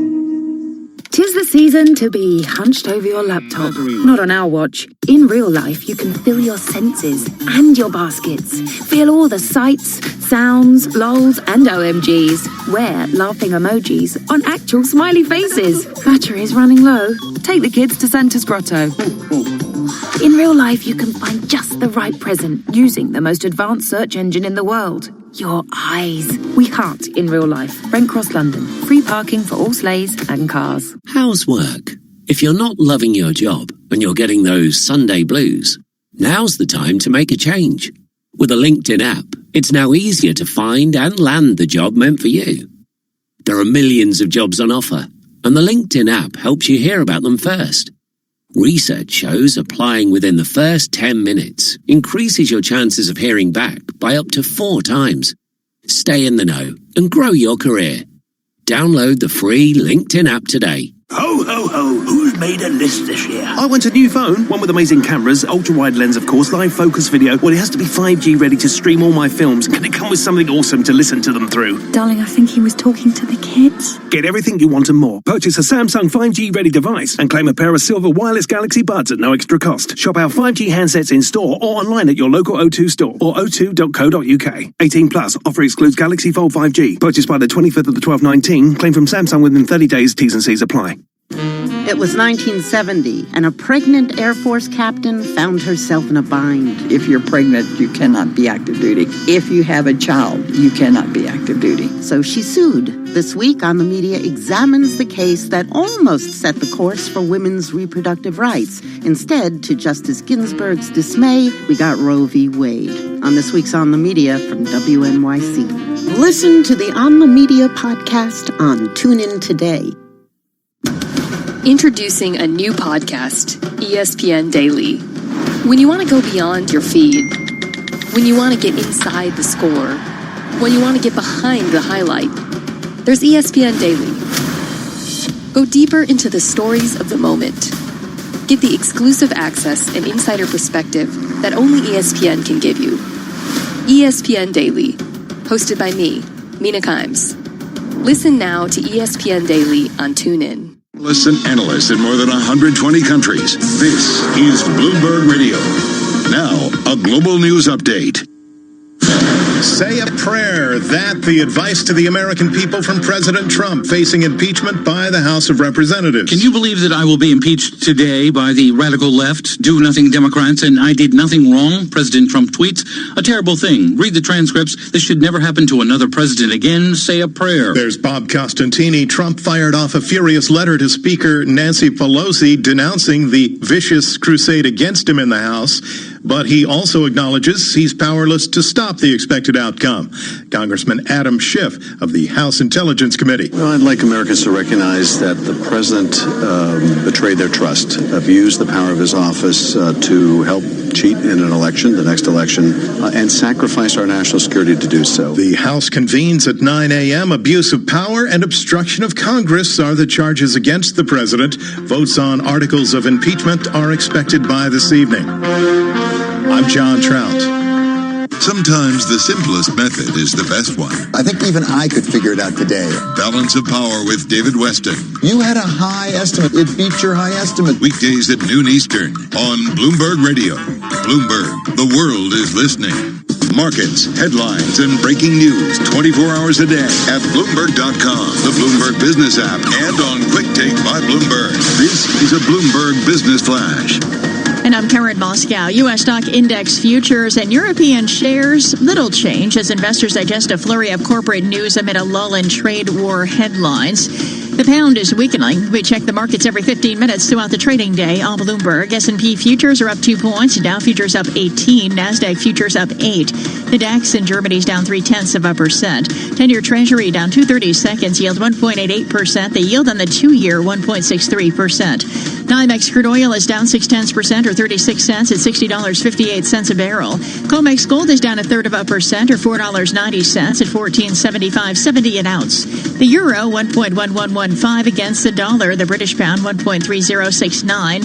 And the yen is at 109.60. New York Life Insurance agreeing to buy a Cigna business that sells life and disability insurance through employers for $6.3 billion in cash. And we're watching General Mills up 1.6% this morning. It reported second quarter profit that beat the highest estimate of analysts we surveyed. And that's a Bloomberg Business Flash. Bloomberg Opinion, informed perspectives, and expert data-driven commentary on breaking news. Joining us now, Rosalind Matheson, Bloomberg Executive Editor on Brexit. She nailed the election. The UK election. Rosalind just nailed it. We worked Ross hard that morning, didn't we? We did, but she nailed it the night before. She said Johnson.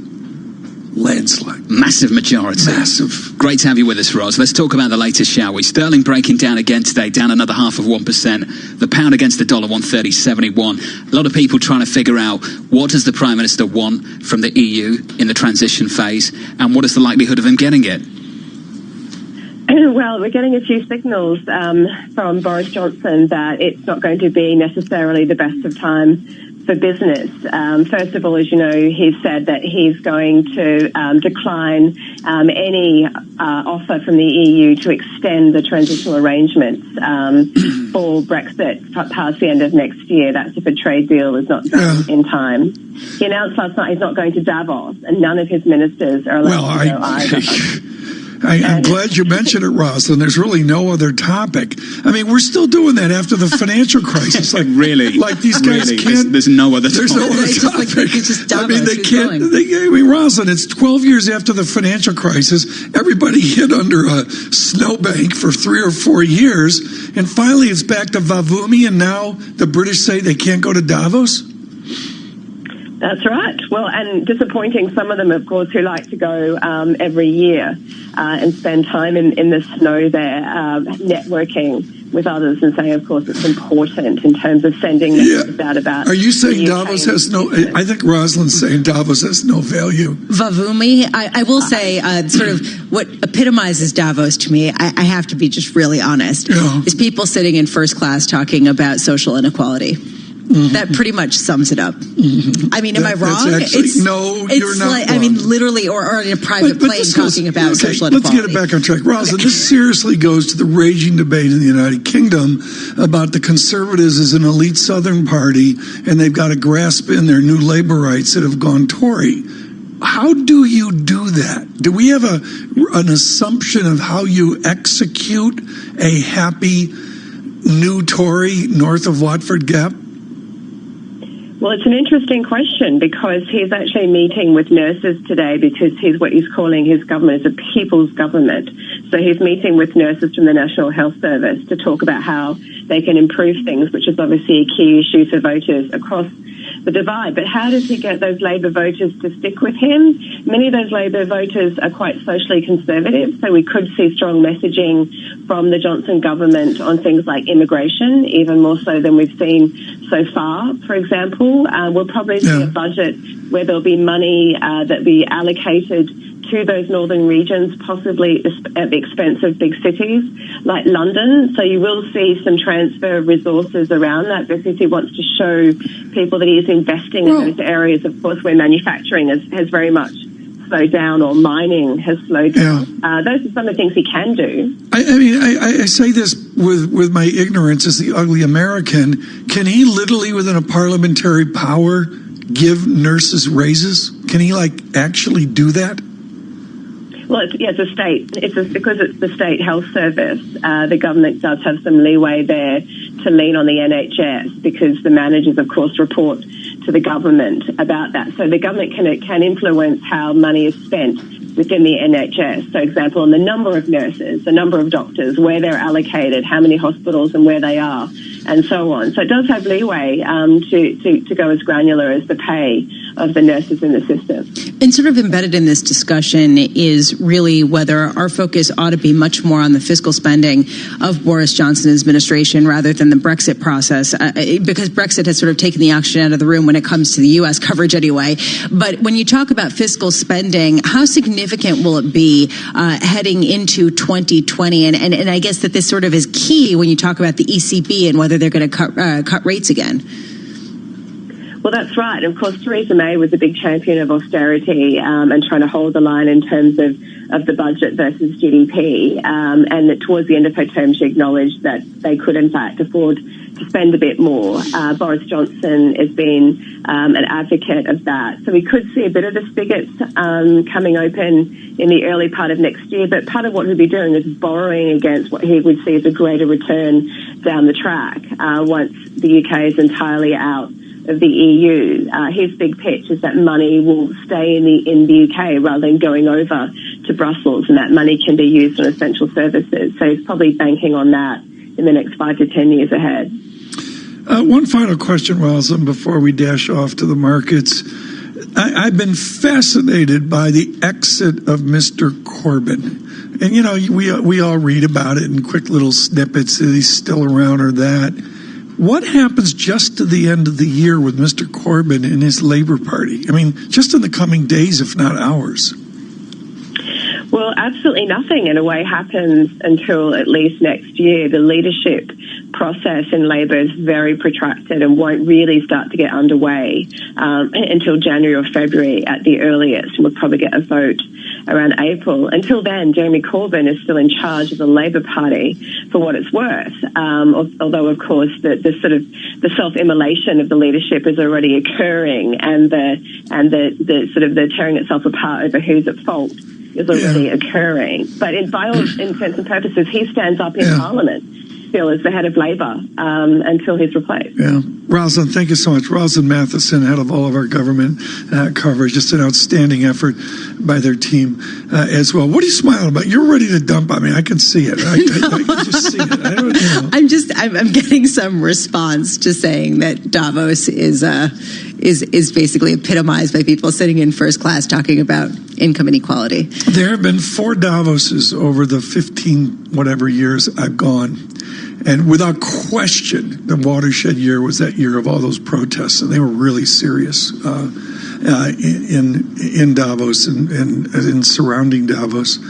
But the new Davos has become like a plumbers convention in Topeka, and that it's where people go who are really, really busy to do 20 and 30 and 40 meetings in 6 days. Yeah, they actually get business done. It's changed. What people don't see is, whether you like them or not, really hardworking, exhausted CEOs meeting with clients and potential clients, like 4 meetings in the morning, 6 meetings in the afternoon. I need a nap, and there's that emergency conference call. Yeah. That's Davos for 80% of the people. All right. So basically there is a reason for Davos, and you're making that argument that basically people are getting some debt. It's a plumbers convention in Topeka, not this beautiful place in the mountains with snow and parties. No, it is a plumbers convention in Topeka. I will say, just in general, though, people talk about income inequality, and you do see all the big that's a different hedge fund. That's the one that's on the podium. But I do think that it really kind of speaks to what Rosalind was talking about and what we're seeing with respect to fiscal spending and where it might get trickled out. I don't know. I mean, I think that there's a question how much there will be some sort of fiscal spending next year, and then will it get put into things like salaries, or will it get put into things like subsidies for farmers, and trying to figure out how to sort of bet around that. And to your good point, every country has a different structure to try to make fiscal impulse effective. A parliamentary system is a guy with a lot of power. That's not the case in Germany. That's certainly not the case in the United States of America. Well, Germany's not going to have fiscal spending. Come on, it's crazy. On sort of on the potential green projects that they have proposed, right? Yeah, I mean, that's what they're working on as well. We got a lot of corporate news as well. Paul, have you ever seen anything like FedEx? No. It's just extraordinary. Paul Sweeney joining us here. I was just shocked when that news came out earlier this year that we're going to stop doing business with Amazon. How do you stop doing business with the biggest shipper of boxes around the world? I don't get it. Yeah. It's sort of shocking to me, though, that the sort of party line has been that it didn't have that big of an effect. Exactly. Party line is a perfect...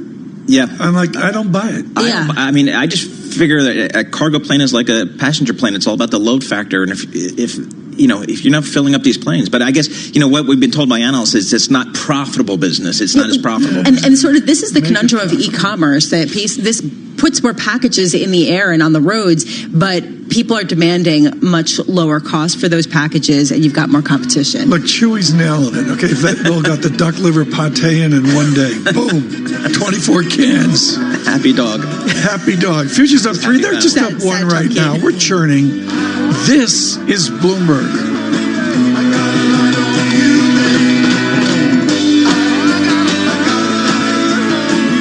How's work? If you're not loving your job and you're getting those Sunday blues, now's the time to make a change. With a LinkedIn app, it's now easier to find and land the job meant for you. There are millions of jobs on offer, and the LinkedIn app helps you hear about them first. Research shows applying within the first 10 minutes increases your chances of hearing back by up to 4 times. Stay in the know and grow your career. Download the free LinkedIn app today. Christmas. A time for celebrating, unwrapping, and unwinding. Capture every moment with an epic iPhone 6S with a 12-megapixel camera. Now only $12.99 a month from Tesco Mobile, saving you £72. It's just one of the ways we're celebrating 100 years of great value. Go in store or search Tesco Mobile. Tesco Mobile. Every little helps. Saving £2 per month over 36 months was £14.99. 36-month credit and rolling monthly usage agreements required. Subject to status. Terms apply. See tescomobile.com/terms. Far wing. Elevates. Triple bucket. The war of the crowd. The shot clock ticks down. Will the ball go in? The suspense is pure torture, but you wouldn't miss this for the world. And the replays just don't cut it. To the sideline, the man fleet for 3. TuneIn Premium brings you every minute of the NBA season streaming live, so you can be there when it matters most. Hear it now, hear it live on TuneIn. Pump fake in the lane, turnaround jumper from 8 feet is good on the Search right block. NBA Today to start listening. Financial capital of the world, 24 hours a day at Bloomberg.com, on the Bloomberg Business app, and on Quick Take by Bloomberg. This is Bloomberg Radio. This is Bloomberg Surveillance Economics. The good news is the economy is strong. The bad news is the economy is strong. Financial crises take a really long time to recover from. Finance. The strong job market's pulling people back in. You can't have for very long, monetary union without a fiscal union. Investment. What we preach is extreme diversification. It's hard to have sustained productivity without capital investment. Bloomberg Surveillance with Tom Keene and Paul Sweeney on Bloomberg Radio. Good morning, everyone. Good morning, Boston. 106.9 106.1 FM, 99.1 Washington. What an historic moment in Washington today. Our Kevin Cirilli on Capitol Hill with coverage through the day of a long testimony towards this impeachment process. Beginning right now as well, watching all the different bannerings and emotion that's out there in a divided America. It will be an historic day. Bloomberg 1130 in New York, good morning. And of course, across this nation, Sirius XM. Channel 119, lots going on. A churn to the market, you'd say no, but there's some real interest out there, even within, futures up 1, futures up 2, and we'll see how that unfolds during the trading session into a holiday mood, if you would. We could move on, but we absolutely, positively have to talk to David Wilson. Sure. Because it's absolutely positively, when you got to go to David Wilson, you got to go. That's back when FedEx was huge. Now they're not huge. Well, they're certainly having issues reflected in their latest quarterly results. The package delivery company's earnings and revenue for the fiscal second quarter trailed analyst average estimates in Bloomberg's survey. Deutsche Bank called the results, quote, breathtakingly bad. Oh, that's not good. Not at all. FedEx cut its full-year profit forecast. The shares are down about 7.5% in early trading. On the flip side, you've got owners of casinos in the Chinese city of Macau moving higher. CNBC reported that China's central bank raised a daily limit on money transfers to mainland accounts from Macau by 60% to about $11,500. So easier for winners at the tables to transfer their winnings. You've got Las Vegas Sands up 2.5%, MGM Resorts up 1%, Wynn Resorts up 3.5%. And then we have deals to talk about. Fiat Chrysler Automotive actually down 1% after agreeing to combine with France's PSA Group, the owner of Peugeot. Yep. And a couple of deals in the insurance business. Cigna's up 1.5%. Yeah, I mentioned that one. Yeah, right. Yeah. They agreed to sell their life and disability business to New York Life for $6.3 billion in cash. Cigna will use the net proceeds for stock buybacks and debt repayment. And then there's Voya Financial up 4.5%. The company agreed to sell its individual life insurance business and other assets to Resolution Life Group Holdings for $1.25 billion in cash, debt, and stock. Some more earnings to talk about. General Mills up 2%. Fiscal second quarter profit at the food maker exceeded analysts' highest projection. And there may be some gains in other food stocks as well. Kellogg notably up 3.5% in early trading. Paychecks up 2.5%. The payroll processor reported fiscal second quarter earnings that beat estimates and raised its profit forecast for the year. And Cintas up 1%. The uniform rental company's earnings for the second quarter beat projections by the most in 9 quarters. Analyst calls of note. Eli Lilly's up 1%. The drug maker was raised the equivalent of buy from hold at Morgan Stanley. Delta Airlines up 1.5%. The carrier was raised to buy from hold at Deutsche Bank. Halliburton, though, down 1.5%. The oilfield services company was lowered to the equivalent of hold from buy at BMO Capital Markets, which cited the stock's recent gains. You know, Halliburton is up 31% for this quarter. That's the biggest gain for any S&P 500 energy stock. And one more for you. PG&E up 10.5%. The California utility won court approval for settlements totaling $24.5 billion in connection with wildfires. The deals are key to PG&E's efforts to emerge from the biggest utility bankruptcy in U.S. history. Bloomberg Stocks editor Dave Wilson, thanks so much. Tom, I know you don't have to deal with TSA too much, going around on the surveillance Gulfstream, but the rest of us, the Gulfstream helps. But the rest of us who fly commercial, it's always a battle to get through security. Pre-check helps. There's a company out there called Clear that can get you through pretty quickly, but there's actually a new ID that we're all going to have come October, and that's going to muddy up the work. So let's get the latest from Michaela Ross. She's a Bloomberg Government Homeland Security reporter. So Michaela, I have pre-check. It does help, but I keep seeing some signs when I go to the airport that I might need a new ID. What's that all about? Yes, it's called Real ID, and a lot of people agree that it's an awful name for the new ID because it sounds like, well, of course my ID is real. I don't have a fake ID, but it's actually new standards that were set after 9/11, after those terrorist attacks. Those terrorists used fake IDs, and so now every state is issuing what they call a Real ID. Well, almost every state, not everyone's complied, and those are needed to be able to get through airport security starting October 1st of next year. So, I mean, it seems like, I think we've all gotten used to the post-9/11 world as it relates to airport security and TSA. And I would, even say maybe it's kind of working. People kind of get it now. Why the change here? It seems like things are working fairly well. Well, to be honest, this is a law that passed in 2005. This is a law that has been delayed by states not wanting to implement it. There have been protests surrounding it about, federalism, and there has been a long time delay to try to get even the Department of Homeland Security to implement what those regulations would be. So this is 14 years in the making. It's not really new, and in that time period, both pre-check and clear have come up. Is this not? Are you going to have to use this Real ID instead of a passport from the United States of America? That is an excellent question. If you have a passport and you need to get through airport security, you can use that passport instead of a Real ID. So, which is what everybody's going to do, right? Which is what, well, everybody who has a passport, that's a great point. But the travel associations are definitely concerned, but people aren't going to know that. And there's going to, show up on October 1st of next year, or the holidays next year, and they won't be prepared with either a Real ID or an alternative document. And they might think that, I have pre-check, I have clear, I can get through, and they won't be able to. You're the grizzled reporter on this. What's the bet? Does it get, kicketh the Real ID can down the road is the solution. Is that where we're heading?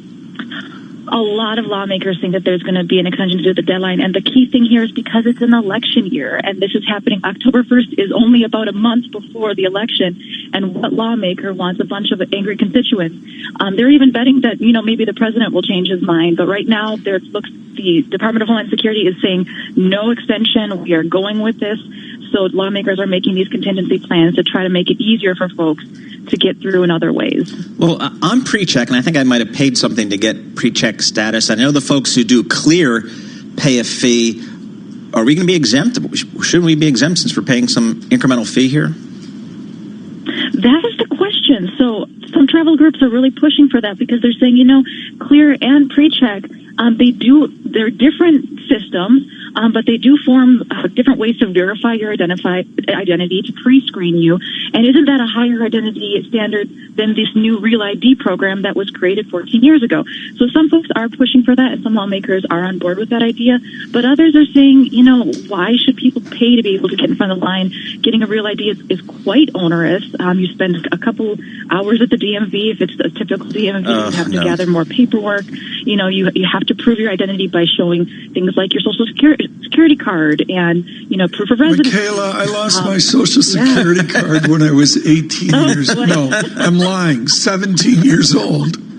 Oh, Michaela, this is not going to go well. This is not going to go. We got a passport. I mean, with great respect for our system, Paul, when you have to renew your passport, they're like almost organized. Yeah, exactly. There's a way to do it. I'm just going to, Michaela, you go fix this before October. Michaela Ross, Bloomberg Government Homeland Security reporter, joining us on the phone with this crazy news. Does she have a Real ID? Michaela, do you have a Real ID card?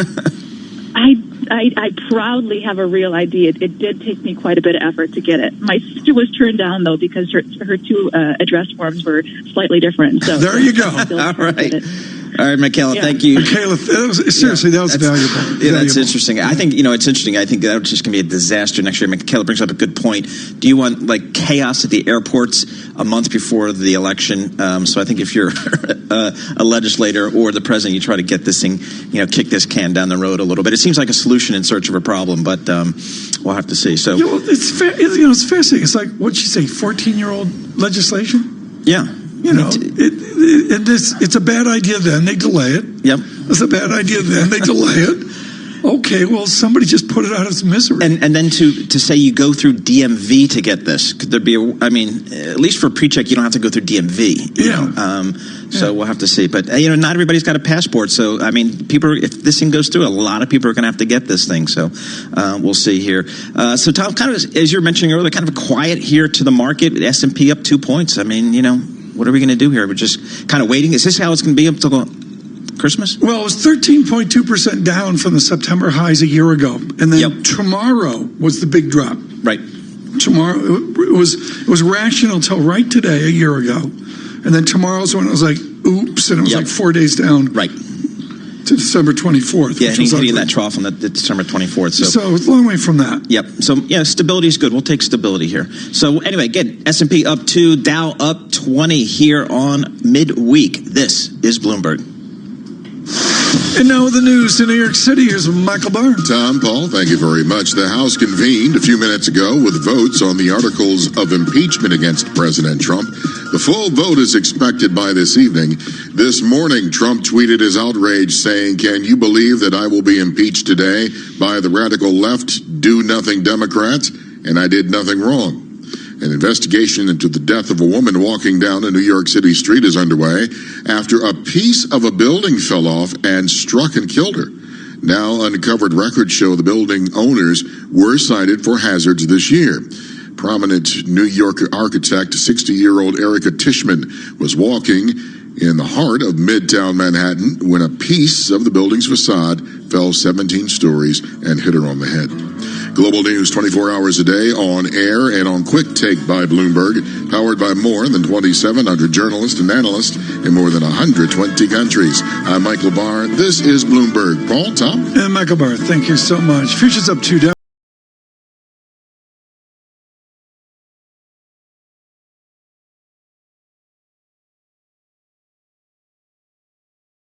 Asset managers who seize change to launch new strategies, add distribution channels, or exploit new technology to re-engineer the investor experience are often rewarded. However, in an industry paralyzed with complexity, few act with agility or decisively. Few run their business strategically.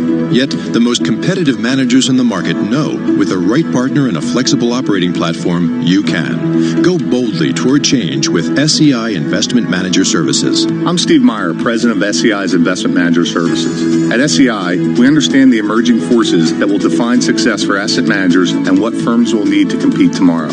That's why we continually optimize SEI's global operating platform. If your business requires greater agility, our advanced technology, integrated best-in-class systems, and multi-asset expertise can be your catalyst for business transformation. With SEI Investment Manager Services, you lead the charge in a competitive marketplace. Learn more at SEIC.com/seize change.